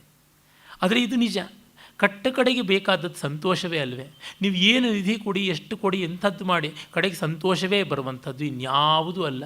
ಸಂತೋಷಕಾರಕವಾದದ್ದನ್ನು ನಾವು ಉಳಿಸ್ಕೋತೀವಿ, ಸಂತೋಷ ಮಾರಕವಾದದ್ದನ್ನು ನಿರಾಕರಿಸೋದಕ್ಕೆ ಸರ್ವಾತ್ಮನ ಪ್ರಯತ್ನ ಪಡ್ತೀವಿ. ಹೀಗಾಗಿ ಆ ಸರಳವಾದಂಥದ್ದು ಸಂತೋಷ, ಆನಂದ ಅಂತನ್ನುವುದರಲ್ಲಿ ಬರುತ್ತೆ. ಬಹಳ ಬಾರಿ ಹೇಳಿದ್ದೀನಿ ನಾನು, ಅತಿ ಹೆಚ್ಚಾಗಿ ಬಳಸ್ತಕ್ಕಂಥ ಶಬ್ದಗಳಲ್ಲಿ ಒಂದು ಆನಂದ, ಇನ್ನೊಂದು ರಸ. ಈ ಥರ ಕೆಲವು ಶಬ್ದಗಳನ್ನು ನಾನು ಈ 15-20 ವರ್ಷಗಳಲ್ಲಿ ತುಂಬ ಸರ್ತಿ ಬಳಸಿದ್ದೀನಿ ಅಂತ ನಾನೇ ಸ್ಟ್ಯಾಟಿಸ್ಟಿಕ್ಸ್ ಥರ ಇಟ್ಕೊಂಡಿದ್ದೀನಿ ಮನಸ್ಸಿನಲ್ಲಿ. ಯಾಕೆಂದರೆ ಅದಿಲ್ಲದೆ ನಾವಿಲ್ಲ. ನಮ್ಮ ಅಸ್ತಿತ್ವವೇ ಅಲ್ಲಿರ್ತಕ್ಕಂಥದ್ದು, ಅಸ್ತಿತ್ವದ ಸಾರ್ಥಕ್ಯವೇ ಅಲ್ಲಿರ್ತಕ್ಕಂಥದ್ದು. ಏನಪ್ಪ ಚೆನ್ನಾಗಿದೆಯಾ ಅಂದರೆ ಚೆನ್ನಾಗಿದ್ದೀನಿ ಅಂದರೆ ಮುಗೀತು, ಇನ್ನು ಪ್ರಶ್ನೆಯೇ ಇಲ್ಲ. ಯಥೋ ವಾಚೋ ನಿವರ್ತಂತೆ. ಆನಂದ ಬಂದಾಗ ಎಲ್ಲ ಮಾತುಗಳು ಹೊರಟೋಗ್ಬಿಡುತ್ತೆ. ಆನಂದೋ ಬ್ರಹ್ಮಣೋ ವಿದ್ವಾನ್ನ ಬಿಭೇತಿ ಕುತಶ್ಚನ. ಆ ಆನಂದ ಇರತಕ್ಕಂಥವನಿಗೆ ಭಯವಿಲ್ಲ, ಆ ಸ್ಥಿತಿ ಬರ್ತದೆ. ಹೀಗಾಗಿ ಆನಂದ. All happy homes are alike but every unhappy home is unhappy in its own way ಅನ್ನುವ ಟಾಲ್ಸ್ಟಾಯ್ ಮಾತು ಮತ್ತೆ ಜ್ಞಾಪಕ ಬರ್ತದೆ. ದುಃಖಕ್ಕೆ 1000 ದಾರಿ, ಆನಂದಕ್ಕೆ ಒಂದೇ. ನೀನೇನು ಗೊತ್ತಾಗಲ್ಲ, ಹಾಯಾಗಿದ್ದೀವಿ ಅಂದರೆ ಇನ್ನೇನಂತೀವಿ. ಈ ತತ್ವ ತಿಳ್ಕೊಳ್ಬೇಕು ಅಂತ ಪ್ರತಿಯೊಬ್ಬರಿಗೂ ಬಯಕೆ. ಅಶ್ವಿನಿಗಳು ದೇವವೈದ್ಯರು, ವೈದ್ಯರಿಗೆ ಮೊದಲು ಗೊತ್ತಿರಬೇಕಲ್ವ ಇದು. ಇಲ್ಲದೇ ಯಾವ ರೋಗವನ್ನು ಅವರು ನಿವೃತ್ತಿ ಮಾಡ್ಯಾರು. ಇಂದ್ರನಿಗೆ ಅದು ಗೊತ್ತಿತ್ತು ಅಂತಂದರೆ ಇಂದ್ರಿಯಗಳನ್ನು ತನ್ನ ಹತೋಟಿಯಲ್ಲಿ ಇಟ್ಕೊಂಡವನಿಗೆ ಗೊತ್ತಿತ್ತು ಅಂತ ಅರ್ಥ. ಅದನ್ನೇ ದದ್ದಿಂಗ ಅಥರ್ವಣನಿಗೆ ಹೇಳಿದ್ದ. ಯಾರಿಗೂ ಹೇಳಬೇಡ, ತಲೆ ಹೋಗುತ್ತೆ ಅನ್ನೋದು ಅದು ಆಖ್ಯಾಯಿಕೆಯ ಉಪಲಕ್ಷಣ ಮಾತ್ರ. ಅಂದರೆ ಇದು ಅಷ್ಟು ರಹಸ್ಯತಮವಾದದ್ದು. ಇದು ಅಯೋಗ್ಯರಿಗೆ ಹೇಳಿದ್ರೆ ಏನು ಗೊತ್ತಾಗುತ್ತೆ? ಅಯ್ಯೋ ನಿಮ್ಮ ಕೈಲಾಗೋಲ್ಲ ಕಣ್ರಿ, ನಿಮಗೇನು ಬೇಕಾಗಿಲ್ಲ, ಗ್ರೇಪ್ಸ್ ಆರ್ ಸವರ್ ಅಂತ ಹೇಳ್ತೀರಾ, ಹುಳಿ ದ್ರಾಕ್ಷಿ ಅಂತ ನರಿ ಕುಣಿದಾಡ್ತಲ್ಲ, ಆ ರೀತಿಯಾಗಿ ಮಾಡ್ತಿದ್ದೀರಾ, ನಿಮಗೆ ತಾಕತ್ತಿದ್ದಿರಿ ಎಲ್ಲವನ್ನೂ ಪಡ್ಕೋತಾ ಇದ್ರಿ, ಆವಾಗ ಹೇಳ್ತಾ ಇದ್ರಿ you profess poverty, professional poverty, owners are you ಅಂತ ಹೀಗೆಲ್ಲ ಆಕ್ಷೇಪ ಮಾಡ್ತಾರೆ, ಗೇಲಿ ಮಾಡ್ತಾರೆ. ಅದಕ್ಕೆ ಬೆಲೆ ಕೊಡದವರ ಹತ್ರ ಸುಮ್ಮನೆ ಹೇಳಬಾರ್ದು. ನಾಪೃಷ್ಟ ಕಸ್ಯಚಿತ್ ಬ್ರೂಯಾತ್ ನಚಾನ್ಯಾಯೇನ ಪೃಚ್ಛತ. ಅಂದರೆ ಅನ್ಯಾಯವಾಗಿ ಕೇಳುವವರಿಗೆ, ಕೇಳದೇನೆ ಇದ್ದವರಿಗೆ ಹೇಳ್ಕೊಂಡು ಹೋಗಬಾರ್ದು ಅಂತ ಉಂಟು ಈ ಕಾರಣದಿಂದ. ಆಮೇಲೆ ಆ ಒಂದು ಉಪದೇಶವನ್ನು ಸ್ವೀಕರಿಸಿದ ಅಂತ ಬರ್ತದೆ. ಮತ್ತು ತೈತ್ತಿರೀಯ ಆರಣ್ಯಕದಲ್ಲಿ ಕೂಡ ಒಂದು ಕಥೆ ಬರ್ತದೆ. ಅದು ಏನಂದರೆ, ಈ ದಧ್ಯಂಗ ಅಥರ್ವಣನಿಗೆ ಹಯಶಿರಸ್ಸಾದದ್ದು, ಹಯಗ್ರೀವ ದೇವತೆ ಜ್ಞಾನಸ್ವರೂಪಿ ಅಂತ ಅಲ್ಲಿಂದ ಬಂದದ್ದು ಅಂತ ಗೊತ್ತಾಗುತ್ತದೆ. ತೈತ್ತಿರೀಯ ಆರಣ್ಯಕದಲ್ಲಿ ವಿಷ್ಣುವಿಗೆ ಈ ರೀತಿಯಾಗಾದದ್ದು. ವಿಷ್ಣು ಒಮ್ಮೆ ದೇವದಾನವ ಯುದ್ಧದಲ್ಲಿ ದಾನವ ಸಂಹಾರ ಮಾಡಿ ತನಗೆ ದೊಡ್ಡ ಸಾಧನೆ ಆಯಿತು ಅನ್ನುವ ಹೆಮ್ಮೆಯಲ್ಲಿ ಬಿಲ್ಲಿನ ಕೊಪ್ಪು ಅಂತೀವ, ಬಿಲ್ಲಿನ ತುದಿ, ಬಿಲ್ಲಿನ ತುದಿಯನ್ನು ನಾವು ಲಸ್ತಕ ಅಂತ ಕರಿತೀವಿ. ಆ ತುದಿಯಲ್ಲಿ ಅದಕ್ಕೆ ಧನುಷ್ಕೋಟಿ ಅಂತಲೂ ಕರೀತಾರೆ. ಕೋಟಿ ಅಂದರೆ ತುದಿ ಅಂತ. ಅದರ ಮೇಲೆ ತಲೆ ಆನಿಸಿಕೊಂಡು ನಿದ್ರೆ ಮಾಡ್ತಿದ್ದಂತೆ. ದೇವಿ ಭಾಗವತದಲ್ಲಿ ನಿದ್ರೆ ಮಾಡ್ತಿದ್ದ ಅಂತ ಬರುತ್ತೆ. ಆನಿಸಿಕೊಂಡು ಕೂತಿದ್ದನಂತೆ. ಆಗ ದೇವತೆಗಳು ಈತನಿಗೆ ಎಚ್ಚರವನ್ನು ಮಾಡಬೇಕು ಅಂತ, ಡಿಸ್ಟರ್ಬ್ ಮಾಡಬಾರ್ದು ಅಂತ ಹೇಳಿ ಒಂದು ಗೆದ್ದಲನ್ನು ಕರೆದು ಆ ಬಿಲ್ಲಿನ ಹೆದೆ ಇದೆಯಲ್ಲ, ಸ್ಟ್ರಿಂಗ್ ಆಫ್ ದಿ ಬೋ, ಅದನ್ನು ಕಚ್ಚಿ ತುಂಡು ಮಾಡು. ಆಗ ಬಿಲ್ಲು ರಿಲ್ಯಾಕ್ಸ್ ಆಗುತ್ತೆ, ತಲೆ ಹಿಂಗೆ ಹೊಡೆಯುತ್ತೆ. ಆಗ ಅವನು ಎಚ್ಚರಗೊಳ್ತಾನೆ. ನಾವು ಅವನನ್ನು ಇಷ್ಟು ನಮಗಾಗಿ ದೊಡ್ಡ ಜಯ ತಂದು ಕೊಟ್ಟವನ್ನು ಹೀಗೆ ನಿದ್ರಾಭಂಗ ಮಾಡಬಾರ್ದು ಅಂತ ಕೇಳಿಕೊಂಡ್ರಂತೆ ಗೆದ್ದಲನ್ನು. ಅದು ಕಚ್ಚಿದ ತಕ್ಷಣ ಹಂಗೆ ಆ ಸ್ಪ್ರಿಂಗಿಂಗ್ ಆ್ಯಕ್ಷನಿಂದ ಬಿಲ್ಲು ವಿಷ್ಣುವಿನ ತಲೆಯನ್ನೇ ಅಂತರಿಕ್ಷಕ್ಕೆ ಹಾರಿಸಿಬಿಡುತ್ತಂತೆ. ಅದು ಆದಿತ್ಯ ಸ್ವರೂಪಿ ಆಯಿತಂತೆ. ಆಮೇಲೆ ಕುದುರೆಯ ತಲೆಯನ್ನು ತಂದು ಇಟ್ಟರಂತೆ. ಆಗ ಆತ ಲಲಿತಾ ಸಹಸ್ರನಾಮವನ್ನು ಕೂಡ ಹೇಳ್ದ. ಆಗಲೇ ಅಗಸ್ತ್ಯರಿಗೆ ಲಲಿತಾ ಸಹಸ್ರನಾಮವನ್ನು ಹೇಳಿದ್ದು ಅಂತ ದೇವಿ ಭಾಗವತ ಈ ರೀತಿಯಾಗಿ ಹೇಳುತ್ತದೆ. ಬೇರೆ ಪುರಾಣಗಳಲ್ಲಿ ಹಯಗ್ರೀವ ರೂಪಿಯಾದಂಥ ಮಹಾವಿಷ್ಣುವಿನಿಂದಲೇ ಎಲ್ಲ ಜ್ಞಾನ ಬಂದದ್ದು, ಎಲ್ಲ ವೇದಾದಿಗಳು ಬಂದದ್ದು ಅಂತ.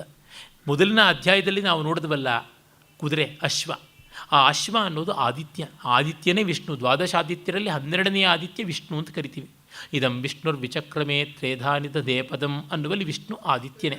3 ಹೆಜ್ಜೆಯಲ್ಲಿ ಅಂದರೆ ಬೆಳಗ್ಗೆ, ಮಧ್ಯಾಹ್ನ, ಸಂಜೆಯಲ್ಲಿ ವಿಷ್ಣು ಆದಿತ್ಯ ತನ್ನ ಕಿರಣಗಳಿಂದ, ಕಾಲುಗಳಿಂದ ಆಕಾಶವನ್ನೆಲ್ಲ ಅಳೆಯುತ್ತಾನೆ ಅನ್ನುವ ವಾಮನಾವತಾರದ ಸೂಚನೆ ಅಂತೆಲ್ಲ ನಮಗೆ ಗೊತ್ತಿದೆ. ಇರಲಿ. ಹೀಗಾಗಿ ಈ ಆದಿತ್ಯ ಅಶ್ವ ಕಾಲಸ್ವರೂಪಿಯಾದ, ಇಂದಿರುವುದು ಈ ಕ್ಷಣ, ಮರುಕ್ಷಣ ಇರೋದಿಲ್ಲ, ಅದು ನಿರಂತರ ಚಲನಶೀಲ ಅನ್ನುವುದನ್ನು ತೋರ್ಪಡಿಸುವಂತೆ ಕಾಲದ ಒಂದು ಅಳತೆಯಾಗಿ ಸೂರ್ಯ, ಜ್ಞಾನಕ್ಕೆ ಬೆಳಕಿಗೆ ಆಕಾರ, ಸೂರ್ಯ ಇಲ್ಲದೆ ನಮಗೆ ಬದುಕಿಲ್ಲ. ಹೀಗಾಗಿ ಅವೆಲ್ಲ ಬ್ರಹ್ಮದ ಉಪಲಕ್ಷಣವಾಗಿ ವಿಷ್ಣು ವ್ಯಾಪ್ನೋತೀತಿ ವಿಷ್ಣು, ಎಲ್ಲ ಕಡೆಯಲ್ಲೂ ವ್ಯಾಪಿಸಿರುವವನು ಅಂತ ಸಮೀಕರಣ ಮಾಡಿಕೊಂಡಿದ್ದಾರೆ. ಹೀಗೆ ಇರುವಂಥದ್ದನ್ನು ತಪ್ಪಾಗಿ ದೇವತೆಗಳಿಗೆ ವಿಷ್ಣುವನ್ನು ಕಂಡ್ರೆ ಆಗೋಲ್ಲ, ವಿಷ್ಣುವಿನ ತಲೆಯನ್ನು ಕತ್ತರಿಸಿಬಿಟ್ರು ಅಂತ ನಾವು ಹೇಳ್ತೀವಿ. ಒದ್ದೇ ಬಟ್ಟೆಯಲ್ಲಿ ಕುತ್ತಿಗೆ ಕುಯ್ಯೋದು ಅಂತ. ಇವರು ಹಾಗೆ ಬಿಲ್ಲಿನ ತುದಿಯಲ್ಲಿ ವಿಷ್ಣುವಿನ ತಲೆ ಕುಯ್ದರು ಅಂತ ಇನ್ಯಾರೋ ಒಂದು ಡುಂಡಿ ಥರ ಒಂದು ನಾವೆಲ್ಲನ್ನು ಕೆಟ್ಟದಾಗಿ ಬರೀಬಹುದು. ಅದೆಲ್ಲ ಅಬದ್ಧವಾದದ್ದು. ಇಲ್ಲಿ ತಾತ್ಪರ್ಯ ಏನಂದರೆ, ವಿಷ್ಣು ಜ್ಞಾನಸ್ವರೂಪಿಯಾಗಿ, ಕಾಲಸ್ವರೂಪಿಯಾಗಿ ಇದನ್ನು ಹೇಳ್ದ ಅಂತ. ನೀನು ಯಾರು ಅಂತ ಗೀತೆಯಲ್ಲಿ ಅರ್ಜುನ ಕೇಳಿದಾಗ ಕಾಲೋಸ್ಮಿ ಲೋಕಕ್ಷೇಕೃತ್ ಪ್ರವೃದ್ಧ ಅಂತ ಹೇಳ್ತಾನೆ. ಕಾಲ ನಾನಾಗಿದ್ದೀನಿ ಅಂತ. ಆ ಕಾಲತ್ವ ಅನ್ನೋದು ಗೊತ್ತಾಗುತ್ತದೆ. ಇದು ಯಜ್ಞದಲ್ಲಿ ಪ್ರವರ್ಗ್ಯ ಅಂತ ಒಂದು ಯಜ್ಞ ಭಾಗವಾಗಿ ಈ ಘಟನೆಯನ್ನು ಸ್ಮರಿಸಿಕೊಳ್ಳೋದಕ್ಕೆ ಮಾಡ್ತಾರೆ ಅಂತ. ಆಗ ವಿಷ್ಣುವಿನ ತಲೆ ಅಂತರಿಕ್ಷಕ್ಕೆ ಎಗರಿ ಆದಿತ್ಯನಾಯಿತು ಅನ್ನೋದನ್ನು ತೋರ್ಪಡಿಸೋದಕ್ಕೆ ಸೋಮಯಾಗಗಳಲ್ಲಿ ವಿಶೇಷತಃ ಪ್ರವರ್ಗ್ಯ ಅಂತ ಒಂದು ಬರ್ತದೆ. ಅಂದರೆ ಬೆಳಗ್ಗೆ ಮತ್ತು ಸಂಜೆ ಪ್ರವರ್ಗ್ಯ ಅಂತ ಮಾಡ್ತಾರೆ. ಹಾಗೆ ಮಾಡುವಾಗ ಅದು ಅತಿರಾತ್ರ ಅಪ್ತೋರ್ಯಾಮಾದಿ ಸೋಮಯಾಗಗಳಲ್ಲಿ ಒಂದೊಂದು ದಿವಸವೂ ಒಂದೊಂದು ಪದರ ಇಟ್ಟಿಗೆಯ ಜೋಡಣೆ ಮಾಡಿ ಹಾರತಾ ಇರುವ ಗರುಡನ ಹದ್ದಿನ ಆಕಾರದಲ್ಲಿ ಆ ವೇದಿಕೆಯನ್ನು ನಿರ್ಮಾಣ ಮಾಡ್ತಾರೆ. ಶಿಯನ ಚಿತ್ ಅಥವಾ ಗೃಧ್ರ ಚಿತ್ ಅಂತೆಲ್ಲ ಕರೀತಾರೆ. ಇನ್ನು ಬೇರೆ ಬೇರೆ ಆಕಾರವೂ ಉಂಟು. ರಥಚಕ್ರ ಚಿತ್, ಕೂರ್ಮ ಚಿತ್, ಮತ್ತು ಕ್ರೌಂಚ ಚಿತ್ ಅಂತೆಲ್ಲ ಉಂಟು. ಶಿಯನ ಚಿತ್ ಬಹಳ ಪ್ರಸಿದ್ಧವಾದದ್ದು, ಗರುಡ ಚಿತ್ ಅಂತ, ಗರುಡ ಚೈನ ಅಂತಲೂ ಕರೀತಾರೆ. ಆ 5 ದಿವಸಗಳ ಕಾಲದಲ್ಲಿ ಒಂದೊಂದು ಪದರ ಇಟ್ಟಿಗೆಯನ್ನು ಜೋಡಿಸುವಾಗ ಪ್ರವರ್ಗ್ಯ ಅಂತ ಮಾಡ್ತಾರೆ, ಬೆಳಗ್ಗೆ ಸಂಜೆ. ಆಗ ತುಪ್ಪವನ್ನು ಚೆನ್ನಾಗಿ ಕಾಯಿಸಿ ಅದಕ್ಕೆ ಮೇಕೆಯ ಹಾಲನ್ನು ಸುರಿತಾರೆ. ನಿಮಗೆ ಗೊತ್ತಿದೆ, ಕಾದ ಎಣ್ಣೆಗೆ ನೀರು ಹಾಕಿದ್ರೆ ಅದು ಹೇಗೆ ಎಗರುತ್ತದೆಯಲ್ಲ. ಯಾಕೆಂದರೆ ನೀರಿನ ಅಂಶ ಹೆಚ್ಚಾಗಿರುವ ಹಾಲಿನ ಫ್ಲ್ಯಾಶ್ ಪಾಯಿಂಟು ಅಂದರೆ ವೇಪರೈಸಿಂಗ್ ಟೆಂಪ್ರೇಚರ್ ಇದೆಯಲ್ಲ, ಅದು ಕಡಿಮೆ ಎಣ್ಣೆಗಿಂತ. ಆಮೇಲೆ ಇದರ ಡೆನ್ಸಿಟಿ ಎಣ್ಣೆಗಿಂತ ಹೆಚ್ಚು. ಹಾಗಾಗಿ ಅದು ಒಳಗೆ ಬಿದ್ದದ್ದು ಅದು ಗಾಳಿಯಾದಾಗ ಮತ್ತೆ ಮೇಲಕ್ಕೆ ಎಗರುತ್ತೆ. ಹಾಗಾಗಿ ಅಲ್ಲಿ ನೀರಿಗೆ ಕಾದ ಎಣ್ಣೆಗೆ ನೀರು ಬಿದ್ದರೆ ಹೇಗೋ ಹಾಗೆ ಕಾದ ಎಣ್ಣೆಗೆ ಈ ಮೇಕೆ ಹಾಲು ಬಿದ್ದರೆ ಹಾಗೆ ಮೇಲಕ್ಕೆ ಎಗರುತ್ತದೆ.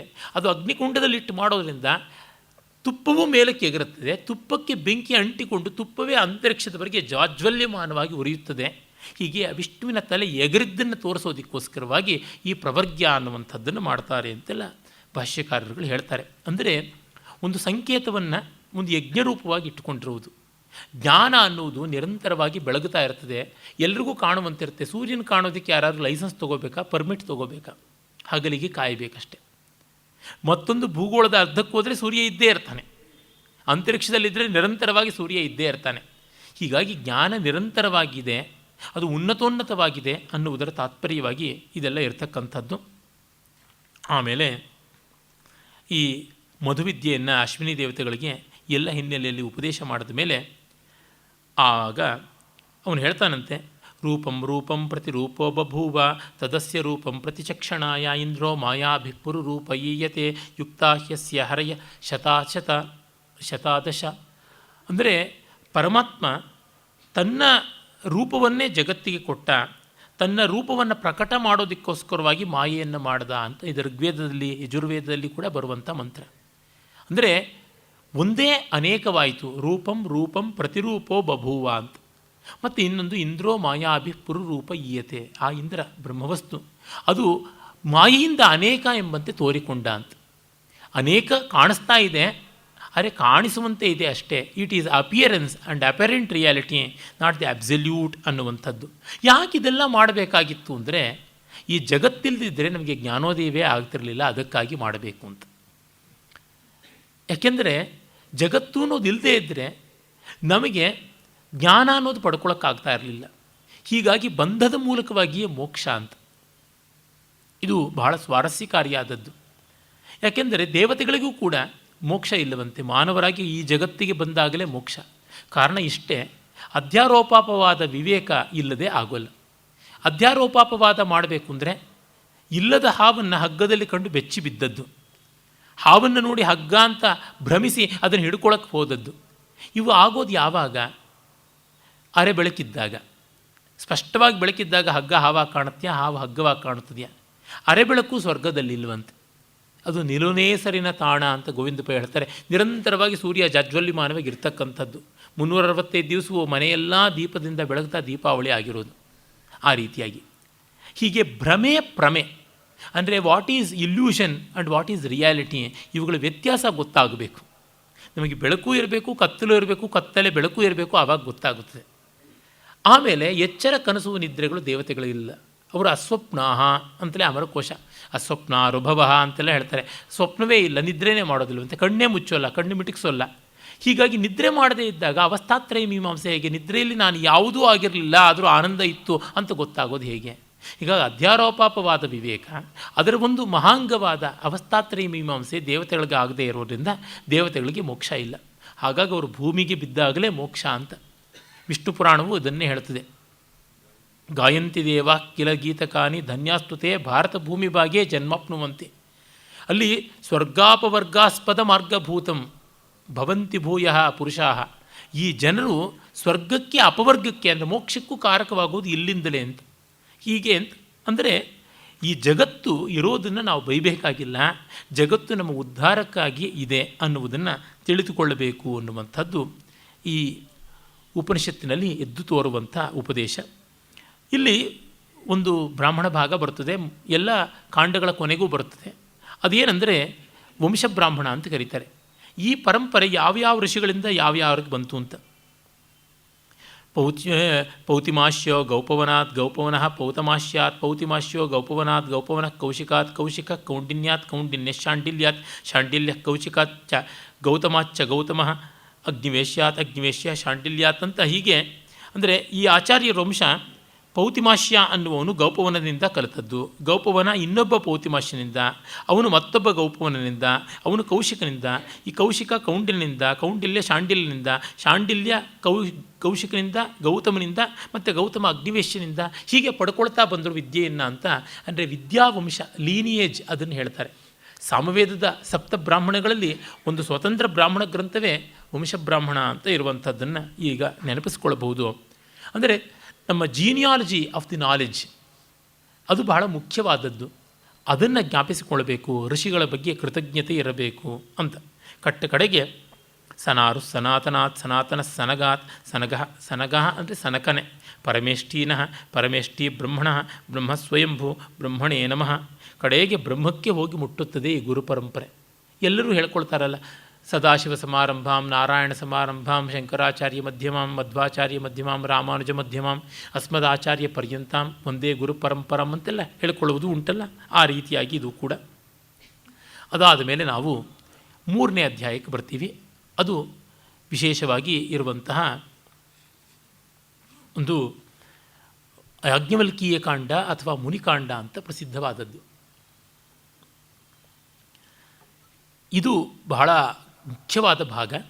ಆದರೆ ಇಲ್ಲಿ ಬರ್ತಕ್ಕಂಥ ಮೊದಲ ಪ್ರಕರಣ ಯಾವುದುಂಟು ಅದು ಜನಕ ಮಹಾರಾಜ ಒಂದು ಬ್ರಹ್ಮೋದ್ಯ ಅಂತಂದರೆ ಒಂದು ಬ್ರಹ್ಮಜ್ಞಾನದ ಸಂಬಂಧಿತ ಜಿಜ್ಞಾಸೆಯನ್ನು ಏರ್ಪಡಿಸಿರ್ತಾನೆ, ಚರ್ಚೆಯನ್ನು. ಅಲ್ಲಿ ಅನೇಕರು ಬಂದು ಪ್ರಶ್ನೆಗಳನ್ನು ಮಾಡ್ತಾರೆ. ಹೀಗೆ ಬರ್ತದೆ. ಅದು ಅಷ್ಟು ಸ್ವಾರಸ್ಯಕಾರಿಯಲ್ಲ. ಅಲ್ಲಿರುವುದು ತುಂಬ ಆಗಮಿಕವಾದಂಥದ್ದು, ನಂಬಿಕೆಯ ಮಾತ್ರ. ಹಾಗಾಗಿ ವೇದಾಂತ ತತ್ವ ಜಿಜ್ಞಾಸುಗಳಿಗೆ ಅಂಥ ಪ್ರಯೋಜನಕಾರಿಯಾದದ್ದಲ್ಲ. ಅದರ ತಾತ್ಪರ್ಯವನ್ನು ಮಾತ್ರ ನಾನು ಹೇಳ್ತೀನಿ. ಯಾಕೆಂದರೆ ಅದರ ವಿವರಗಳಿಗೆ ತರ್ಕಶುದ್ಧಿಯನ್ನು ಕೊಡುವುದಕ್ಕೆ ಸಾಧ್ಯವೇ ಇಲ್ಲ. ಬರೀ ನಂಬಿಕೆಯ ಮೇಲೆ ನಿಂತಿರ್ತಕ್ಕಂಥದ್ದನ್ನು ಯಾವ ರೀತಿಯಲ್ಲೂ ಸಮರ್ಥಿಸೋಕ್ಕೂ ಆಗೋಲ್ಲ, ನಿರಾಕರಿಸೋಕ್ಕೂ ಆಗೋಲ್ಲ, ಮತ್ತು ಪ್ರಯೋಜನವೂ ಇಲ್ಲ. ನಂಬಿದವರಿಗೆ ಪ್ರಯೋಜನ, ನಂಬಿಕೆ ಬರುವುದು ಕಷ್ಟ. ಹಾಗಾಗಿ ಅದನ್ನು ಪಕ್ಕಕ್ಕಿಡುವುದು ಶ್ರೇಯಸ್ಕರ. ಆದರೆ ಈ ಗ್ರಂಥಪೂರ್ಣಕ್ಕಾಗಿ ಅದರ ಭಾಗದ ಸಾರಾಂಶವನ್ನು ಹೇಳ್ತೀನಿ. ಜನಕೋಹ ವೈದೇಹೋ ಬಹುದಕ್ಷಿಣೇನ ಯಜ್ಞೇನ ಈಜೆ. ಒಂದು ದೊಡ್ಡ ಯಜ್ಞವನ್ನು ಮಾಡ್ತಾನೆ, ಬ್ರಹ್ಮೋದ್ಯ ಅಂತ. ಅಂದರೆ ಬ್ರಹ್ಮದ ಕುರಿತು ಚಿಂತನೆ. ತತ್ರ ಕುರುಪಾಂಚಾಲ ನಮ್ಮ ಬ್ರಾಹ್ಮಣ ಅಭಿಸಮೇತ ಬಭೂವು. ಕುರುಪಾಂಚಾಲ ದೇಶ ಅಂದರೆ ಗಂಗಾ ನದಿಯ ಪೂರ್ವ ಪಶ್ಚಿಮದ ತೀರಗಳಲ್ಲಿ ಇರತಕ್ಕಂಥ, ಉತ್ತರ ದಕ್ಷಿಣದ ಭಾಗದಲ್ಲಿರ್ತಕ್ಕಂಥ ಎಲ್ಲರೂ ಬಂದು ಸಮಾವೇಶರಾಗ್ತಾರೆ. ಆಗ ತಸ್ಯ ಜನಕಸ್ಯ ವೈದೇಹಸ್ಯ ವಿಜಿಜ್ಞಾಸಾ ಬಭೂವ ಸ್ವದೇಶಾಂ ಬ್ರಾಹ್ಮಣಾನಾಂ ಅನೂಚಾನತಮ ಇತಿ. ಆಗ ಅವನಿಗೂ ಚಿಂತೆ ಬಂದಂತೆ, ಇಲ್ಲಿ ಯಾರು ತುಂಬ ದೊಡ್ಡ ಜ್ಞಾನಿಗಳು, ಯಾರು ವಿಶೇಷವಾಗಿ ವ್ಯಾಖ್ಯಾನ ಸಾಮರ್ಥ್ಯ ಹೊಂದಿದ್ದಾರೆ, ಬ್ರಹ್ಮವಿದ್ಯೆಯನ್ನು ಚೆನ್ನಾಗಿ ಇಟ್ಟುಕೊಂಡಿದ್ದಾರೆ ಅಂತ. ಆಚಾರ್ಯರು ಹೇಳ್ತಾರೆ, ಇಲ್ಲಿ ಬಂದಿರತಕ್ಕಂಥ ಇಷ್ಟು ಕಥೆ ಆಖ್ಯಾಯಿಕ ವಿಜ್ಞಾನ ಸ್ತುತ್ಯೈ. ಅಂದರೆ ಬ್ರಹ್ಮವಿದ್ಯೆ ದೊಡ್ಡದು ಅಂತ ಹೇಳೋಕ್ಕೆ ಇದು ಕಥೆ ಅಷ್ಟೇ, ಇದು ನಿಜ ಅಲ್ಲ ಅಂತನ್ನುವಂತೆ ಹೇಳ್ತಾರೆ. ಶಂಕರರ ಪ್ರಾಮಾಣಿಕತೆಯನ್ನು ನಾವು ತುಂಬ ಮೆಚ್ಚಬೇಕು. ಈಗ 1350 ವರ್ಷಗಳ ಹಿಂದೆ ಇದ್ದವರು ಅಷ್ಟು ಕ್ರಿಟಿಕಲ್ಲಾಗಿ ಹೇಳಬಲ್ಲವರಾಗಿದ್ದಾರೆ. ತುಂಬ ದೊಡ್ಡದು, ಇದು ನಿಜವಲ್ಲ, ಇದು ನಂದು ಕಥೆ ಥರ ಇಟ್ಟುಕೊಳ್ಳಿ ಅಂತ. ತತ್ವಭಾಗ ಬಿಟ್ಟು ಮಿಕ್ಕದ್ದನ್ನೆಲ್ಲವನ್ನು ಕಥೆ ಅಂತ ಇಟ್ಟುಕೊಳ್ಳಿ, ಅದರೊಳಗೆ ತತ್ವವನ್ನು ಸಾರಾಂಶವನ್ನು ಜ್ಞಾಪಕ ಮಾಡಿಕೊಳ್ಳಿ, ಅಷ್ಟೇ ಸಾಕು ಅಂತ.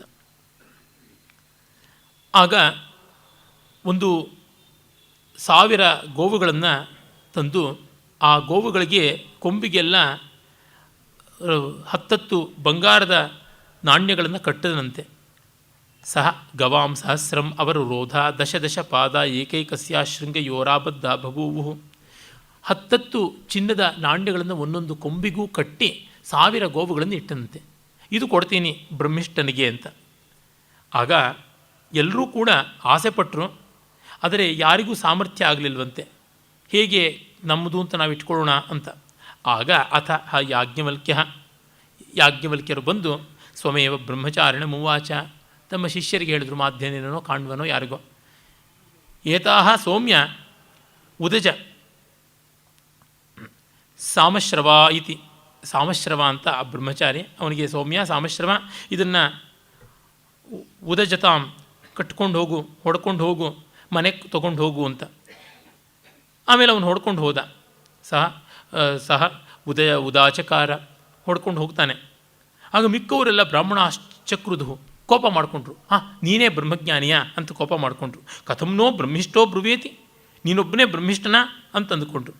ಆಗ ಯಾಜ್ಞವಲ್ಕ್ಯ ಹೇಳ್ತಾನೆ, ನಮೋ ವಯಂ ಬ್ರಹ್ಮಿಷ್ಠಾಯ ಕುರ್ಮಃ, ಯಾವುದೇ ಬ್ರಹ್ಮಜ್ಞಾನಿ ಇದ್ದಲ್ಲಿ ಅವ್ರಿಗೆ ನಮ್ಮ ನಮಸ್ಕಾರ ಮಾಡ್ತೀವಿ. ಗೋಕಾಮಾಯೇವ ವಯಂ ಸ್ಮ ಇತಿ, ನಮಗೆ ಹಸು ಬೇಕಾಗಿದೆ ಸದ್ಯಕ್ಕಷ್ಟೇ. ಅಂದರೆ ಎಷ್ಟು ಒಳ್ಳೆಯ ಉತ್ತರ ಇದು ಅಂದರೆ, ನೀನೇನಾ ಬ್ರಹ್ಮಜ್ಞಾನಿ? ನಾನೆಲ್ಲ ಹೇಳಿದೆ ಹಾಗೆ. ಇಲ್ಲಿ ಬ್ರಹ್ಮಜ್ಞಾನಿಗಳು ಇದ್ದಿರ್ಬೋದು, ಅವ್ರು ತೊಗೊಳ್ಳಿಲ್ಲ ಅಂದರೆ ಅವ್ರಿಗೆ ಗೋವುಗಳು ಬೇಕಿಲ್ಲ ಅಂತ. ನಾನು ಬ್ರಹ್ಮಜ್ಞಾನಿ, ನನಗೆ ಬೇಕಿತ್ತು ತೊಗೋತಿದ್ದೀನಿ. ಎಂಥ ಉತ್ತರ! ನೀವು ಕ್ಲೈಮ್ ಮಾಡಲಿಲ್ಲಪ್ಪ ಅಷ್ಟೇ, ಹಸುಗಳನ್ನು ಕ್ಲೈಮ್ ಮಾಡಲಿಲ್ಲ. ಬ್ರಹ್ಮಜ್ಞಾನಿಗಳು ಅಲ್ಲ ಅಂತೇನೋ ನೀವು ಡಿಸ್ಕ್ಲೈಮರ್ ಹಾಕಿಲ್ಲ, ಬ್ರಹ್ಮಜ್ಞಾನಿಗಳು ಹೌದು ಅಂತಲೂ ಕ್ಲೈಮ್ ಹಾಕಿಲ್ಲ. ನಾನು ಹೌದು ಅಂತ ಒಪ್ಕೊಂಡಿದ್ದೀನಿ, ಹಸುಗಳು ಬೇಡ ಅಂತ ಡಿಸ್ಕ್ಲೈಮರ್ ನಿಮ್ಮದಿದೆ, ನಾನು ಅದನ್ನು ಬೇಕು ಅಂತ ಕ್ಲೈಮ್ ಮಾಡಿ ತೊಗೊಂಡು ಹೋಗ್ತಾ ಇದ್ದೀನಿ ಅಂತ. ಆಮೇಲೆ ಸರಿ, ಹಾಗಿದ್ರೆ ನೀವು ನಮ್ಮ ಪ್ರಶ್ನೆಗಳಿಗೆಲ್ಲ ಉತ್ತರ ಕೊಡ್ತೀಯಾ? ಸಂತೋಷವಾಗಿ ಉತ್ತರ ಕೊಡ್ತೀನಿ ಅಂಥೇಳಿ ಅನೇಕರು ಬರ್ತಾರೆ. ಅಶ್ವಲ ಅಂತ ಒಬ್ಬ ಜನಕನ ಪುರೋಹಿತ ಇದ್ದಾನೆ, ಅವನು ಕೇಳ್ತಾನೆ. ಆದಮೇಲೆ ಅಶ್ವಲ ಕೇಳಿದ ಮೇಲೆ ಜಾರತ್ಕಾರವ ಅರ್ಥಭಾಗ ಅಂತ, ಜರತ್ಕಾರನ ಮಗ ಜಾರತ್ಕಾರವ ಅರ್ಥಭಾಗ ಭುಜ್ಯು ಅವನು ಕೇಳ್ತಾನೆ. ಪ್ರಶ್ನೆಗಳನ್ನು ಸಾಕಷ್ಟು ಕೇಳ್ತಾನೆ. ಅದಾದ ಮೇಲೆ ಭುಜ್ಜು ಲಾಹ್ಯಾಯನಿ ಅವನು ಕೇಳ್ತಾನೆ, ಲಾಹ್ಯಾಯನ ಮಗ. ಆಮೇಲೆ ಉಶಸ್ತಿ ಚಾಕ್ರಾಯಣ, ಚಕ್ರನ ಮಗ ಚಾಕ್ರಾಯಣ ಅವನು ಕೇಳ್ತಾನೆ.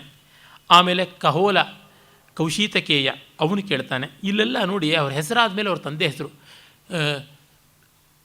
ಕುಶಿತಕನ ಮಗ ಕೌಶೀತಕ ಅಥವಾ ಕುಶೀತಕೀಯ ಮಗ ಕೌಶೀತಕೇಯ ಅಂತ ಆಗುತ್ತದೆ, ಕಹೋಲ ಅಥವಾ ಕಹೋಡ ಅಂತ.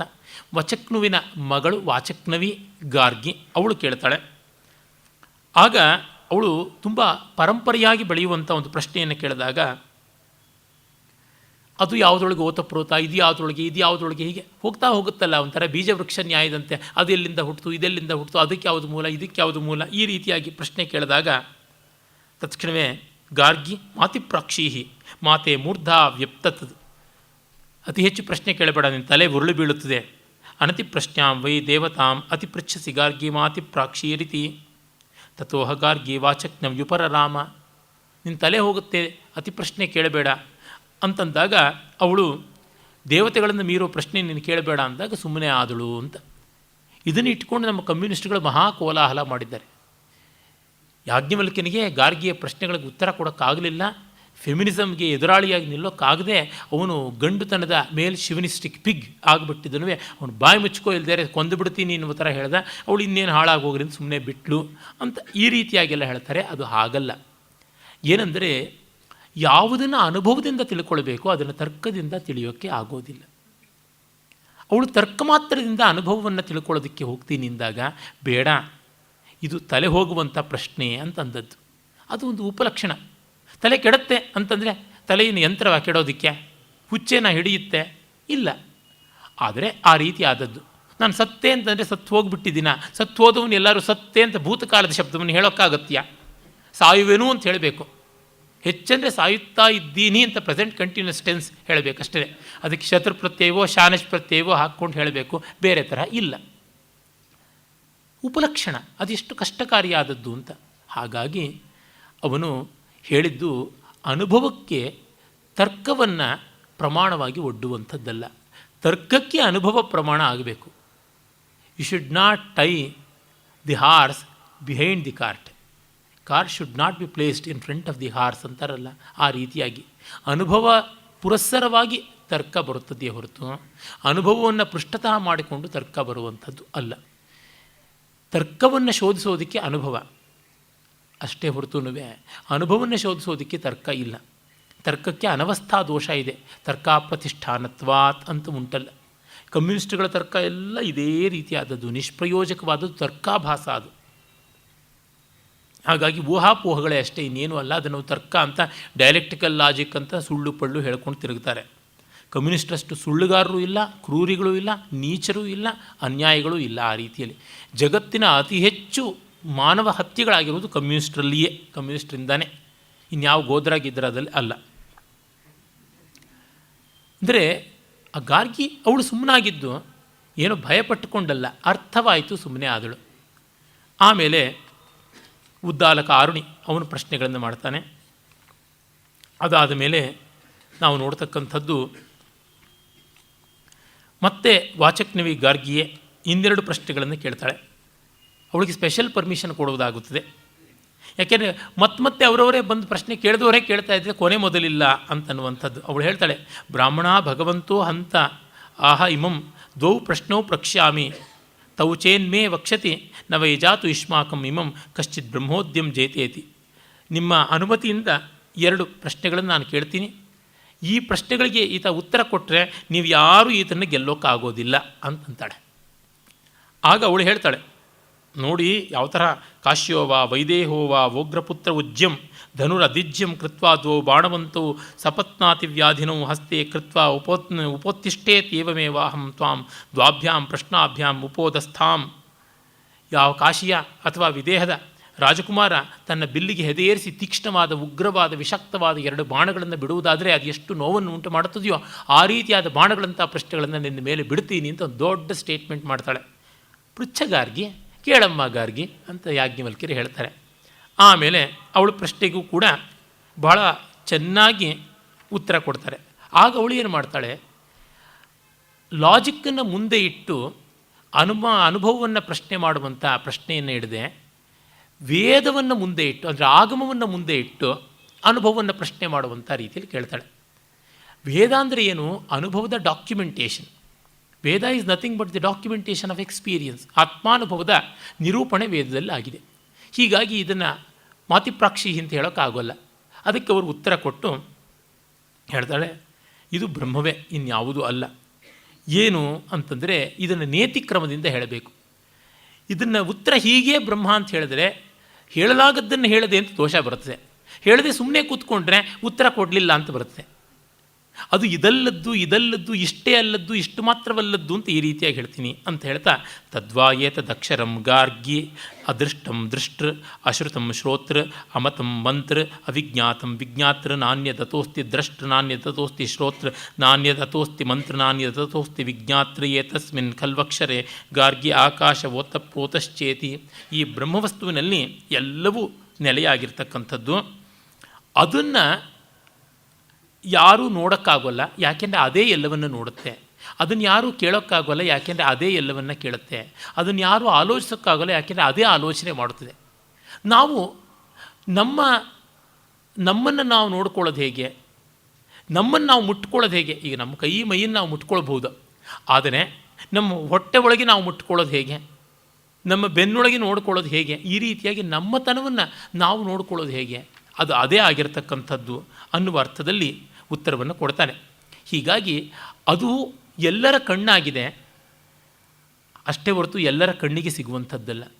ಅದು ಎಲ್ಲರ ಕಿವಿಯಾಗಿದೆ, ಅದು ಕಿವಿಗೆ ಸಿಗುವಂಥ ವಸ್ತುವಲ್ಲ. It is not an object to any senses, for it is the essence of all census.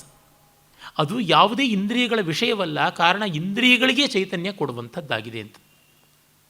ನಾವು ಯಾರ ಹತ್ರವೋ ಸಾಲ ಮಾಡ್ಕೊಂಡು ಹೋಗಿ ಕಡೆಗೆ ಅವ್ರ ಹತ್ರಕ್ಕೇ ಬಂದುಬಿಟ್ರು, ಅವ್ರಿಗೆ ನೀವು ಕೊಟ್ಟಿದ್ದೀವಿ ನೋಡಿ ದಕ್ಷಿಣೆ ಅಂತ 10 ಪೈಸಾ ಮುಂದೆ ಇಟ್ಟರೆ ಹೇಗೋ ಆ ರೀತಿಯಾಗಿ ಆಗುವಂಥದ್ದು. ಆಗ ಅವಳು ಹೇಳ್ತಾಳೆ, ಸಾಹೋವಾಚ ಬ್ರಾಹ್ಮಣ ಭಗವಂತಸ್ತದೇವ ಬಹುಮನ್ಯೇಧ್ವಂ ಯದಸ್ಮಾನ್ ನಮಸ್ಕಾರೇಣ ಮುಚ್ಚೇಧ್ವಂ. ಅಯ್ಯ ಬ್ರಾಹ್ಮಣರೇ, ಇವನು ನಿಮ್ಮ ನಮಸ್ಕಾರವನ್ನು ಸ್ವೀಕರಿಸಿ ನಿಮ್ಮನ್ನು ಬಿಟ್ಟರೆ ಅದೇ 1000 ತೆಪ್ಪಕ್ಕೆ ಕೈ ಕಟ್ಕೊಂಡು ಪ್ರಶ್ನೆ ಕೇಳದೆ ಕೂತ್ಕೊಳ್ಳಿ ಅಂತ. ಆಮೇಲೂ ವಿದಗ್ಧ ಶಾಕಲ್ಯ ಅನ್ನೋನು ಅವನು ಮತ್ತೆ ಬೇಕಾದಷ್ಟು ಪ್ರಶ್ನೆ ಮಾಡ್ತಾನೆ. ಕಡೆಗೆ ಅವನು ಆತ್ಮ ನಿರಾಕರಣೆಯನ್ನೇ ಮಾಡುವಂತೆ ಮಾಡ್ತಾನೆ. ಆಗ ನೀನು ಹಾಗೆ ಮಾಡಿದರೆ ಶವವಾಗ್ತೀಯ. ಶಾಕಲ್ಯೇತಿ ಹೋವಾಚ ಯಾಜ್ಞವಲ್ಕ್ಯತ್ವಾಂ ಸ್ವಿದಿ ಮೇ ಬ್ರಾಹ್ಮಣ ಅಂಗಾರ ವಕ್ಷೇಣ ಮಕೃತ ಇತಿ. ನಿನ್ನನ್ನು ಸ್ಕೇಪ್ ಗೋಟಾಗಿ ಮಾಡಿ ಇವರೆಲ್ಲರೂ ಕಳಿಸಿದ್ದಾರಪ್ಪ. ಹಾಗಾಗಿ ಅಹಲ್ಲಿಕೇತಿ ಹೋವಾಚ ಯಾಜ್ಞವಲ್ಕ್ಯ, ಆತ್ಮ ನಿರಾಕರಣೆ ಮಾಡಿದ್ರೆ ನೀನು ಪಿಶಾಚಿ ದೆವ್ವ ಆಗ್ತೀಯ. ಅಂದರೆ ನನ್ನನ್ನೇ ನಾನು ನಿರಾಕರಿಸ್ಕೊಳ್ಳೋದಕ್ಕೆ ಹೇಗೆ? ನಾನು ಇಲ್ಲ ಅಂತ ನಾನು ಹೇಳಿದ್ರೆ, ಇಲ್ಲ ಅನ್ನೋ ಸ್ಟೇಟ್ಮೆಂಟ್ನೂ ನಾನೇ ಮಾಡ್ತಾ ಇರುವಾಗ ಇಲ್ಲ ಅನ್ನೋದಕ್ಕೆ ಏನು ಉಂಟು ಬೆಲೆ? ಹೀಗಾಗಿ ಸುಳ್ಳಾಡ್ತಾ ಇದೆಯಾ, ಸುಳ್ಳಿಗೆ ಸಾವೇ ಪ್ರಾಯಶ್ಚಿತ್ತ ಮತ್ತಾವುದು ಅಲ್ಲ ಅಂದಾಗ ಅವನು ಸುಟ್ಟು ಬೂದಿ ಆಗ್ತಾನೆ, ವಿದಗ್ಧ ದಗ್ಧನೇ ಆಗ್ತಾನೆ ಅಂತ ಬರ್ತದೆ. ಅದನ್ನು ಆಚಾರ್ಯರು ಹೇಳ್ತಾರೆ, ಈ ಕಥೆ ವಿದ್ಯಾಸ್ತುತಿಗಾಗಿ ಅದರ ಬಗ್ಗೆ ಇಟ್ಕೊಳ್ಬೇಕಾದ ಗೌರವ ಯಾವುದು ಅನ್ನೋದಕ್ಕೋಸ್ಕರ ಬಂದಿದೆ ಅಂತಾರೆ. ಅಂದರೆ ಸತ್ವದ ಮತ್ತೊಂದು ಅಂತ ಅಲ್ಲ. ಕೆಲವರು ಏನು ಮಾಡಿದ್ದಾರೆ ಕಮ್ಯುನಿಸ್ಟ್ಗಳು ಅಂತಂದರೆ, ಇದನ್ನು ಯಾಜ್ಞವಲ್ಕ್ಯ ಅವ್ರನ್ನ ಸುಟ್ಟು ಬೂದಿ ಮಾಡ್ತಾ ಇದ್ದ, ಸೋತವ್ರನ್ನ ಬೆಂಕಿಯಲ್ಲಿ ಹಾಕ್ತಾ ಇದ್ದ ಅಂತ. ಜಗ್ಗಿ ವಾಸುದೇವ್ ಅಂತ ಇನ್ನೊಬ್ಬರು ಗಡ್ಡದವರಿದ್ದಾರೆ, ಲೋಕಲೋಕಗಳನ್ನೆಲ್ಲವೇ ಬೇಕಾದಷ್ಟು ಹಿಂಡಿ ಹಿಪ್ಪೆ ಮಾಡ್ತಾ ಇರ್ತಾರೆ. ಧ್ಯಾನಲಿಂಗ ಮಾನಲಿಂಗ ಅಂತೆಲ್ಲ ಇಟ್ಕೊಂಡು ಎಲ್ಲ ಫ್ಯಾಡ್ ಅಷ್ಟೇ, ಇನ್ನೇನು ದೊಡ್ಡ ವಿಷಯ ಅಲ್ಲ. ಏನೋ ಯಾವುದೋ ಒಂದು ರೀತಿಯಲ್ಲಿ ಸಣ್ಣ ಪುಟ್ಟ ಬಗೆಯಲ್ಲಿ ರಾವಣಾಸುರನ ಹಸುವಿಗೆ ಅರೆಕಾಸಿನ ಮಜ್ಜಿಗೆ ಎನ್ನುವಂತೆ ಅವ್ರದ್ದು ವೇದಾಂತ ಭಾಷೆಗಳು, ವೇದಾಂತ ತತ್ವಗಳು ಬರ್ತವೆ. ಅವರೊಂದು ಅಬದ್ಧವಾದ ಲೇಖನ ಬರೆದಿದ್ದರು. ಶಂಕರಾಚಾರ್ಯರು ವಾದದಲ್ಲಿ ಸೋತವರನ್ನು ಶೂಲಕ್ಕೆ ಏರಿಸ್ತಾ ಇದ್ರು ಅಂತ. ಈ ಜಗ್ಗಿ ವಾಸುದೇವ್ ಗಡ್ಡಕ್ಕೆ ಯಾವಾಗ ಆ ದಿವ್ಯ ದೃಷ್ಟಿ ಬಂದು ಕಾಣ್ತೋ ಗೊತ್ತಿಲ್ಲ ನನಗೆ. ಶುದ್ಧ ಶುಂಠರು ಇವರೆಲ್ಲ, ಎಲ್ಲಿಯೂ ಬರೆದಿಲ್ಲ. ಭಾರತೀಯ ಪರಂಪರೆಯಲ್ಲಿ ಹಾಗಿದ್ದದ್ದೇ ಇಲ್ಲ. ಸೋತವನು ಈ ಮತವನ್ನು ಸ್ವೀಕಾರ ಮಾಡ್ತಾನೆ, ಅದು ಮನಸಾ ಸ್ವೀಕಾರ ಮಾಡ್ತಿದ್ದ ಅಷ್ಟೇ, ಬಲವದ್ ಮತಾಂತರ ಯಾವುದೂ ಇರಲಿಲ್ಲ. ಹಾಗೆ ಸೋತವ್ರನ್ನೆಲ್ಲ ಶೂಲಕ್ಕೆ ಏರಿಸೋದಾಗಿದ್ದರೆ ದೇಶದಲ್ಲಿ ಜನಗಳೇ ಇರ್ತಾ ಇರಲಿಲ್ಲ. ನಿರಂತರವೂ ವಾದಗಳು ನಡೀತಾ ಇದ್ವು. ಆವಾಗ ವಾದದಲ್ಲಿ ಒಬ್ಬ ಸೋಲಬೇಕು, ಒಬ್ಬ ಗೆಲ್ಲಬೇಕು ಅಂತ ಇದ್ದೇ ಇದೆ. ಹೀಗಾಗಿ ಈ ರೀತಿಯಾದ ಅಬದ್ಧಗಳನ್ನೆಲ್ಲ ಮಾಡಿ ನಮ್ಮ ಪರಂಪರೆಯನ್ನು ಗೇಲಿ ಮಾಡಬೇಕು, ಹೀನ ಮಾಡಬೇಕು, ಬೇರೆ ಮತಗಳ ಮತಾಂತರ ಹುನ್ನಾರ ತಂತ್ರಗಳಿಗೆ ಒತ್ತಾಸೆ ಕೊಡಬೇಕು ಅಂತ ಇವುಗಳನ್ನೆಲ್ಲ ಬುದ್ಧಿಜೀವಿಗಳು ಅನ್ನೋ ದುರ್ಬುದ್ಧಿಗಳು ಮಾಡ್ತಾ ಇರುವಂಥದ್ದಷ್ಟೇ. ತತ್ವತಃ ಏನೂ ಅಲ್ಲ ಅಲ್ಲಿರ್ತಕ್ಕಂಥದ್ದು. ಹೀಗಾಗಿ ಅಲ್ಲಿರುವುದು ವಿದ್ಯಾ ಪ್ರಶಂಸೆ, ಬ್ರಹ್ಮವಿದ್ಯೆಯ ಮಹತ್ವ, ಅದನ್ನು ಎಷ್ಟು ಗೌರವದಿಂದ, ನಮ್ರತೆಯಿಂದ, ಅನುಭವ ನಿಷ್ಠತೆಯಿಂದ ಕಾಣಬೇಕು ಅನ್ನುವಂಥದ್ದು. ನಾಳೆ ದಿವಸ 4, 5, 6 ಅಧ್ಯಾಯಗಳಿಂದ ನೋಡೋಣ. ನಮಸ್ಕಾರ.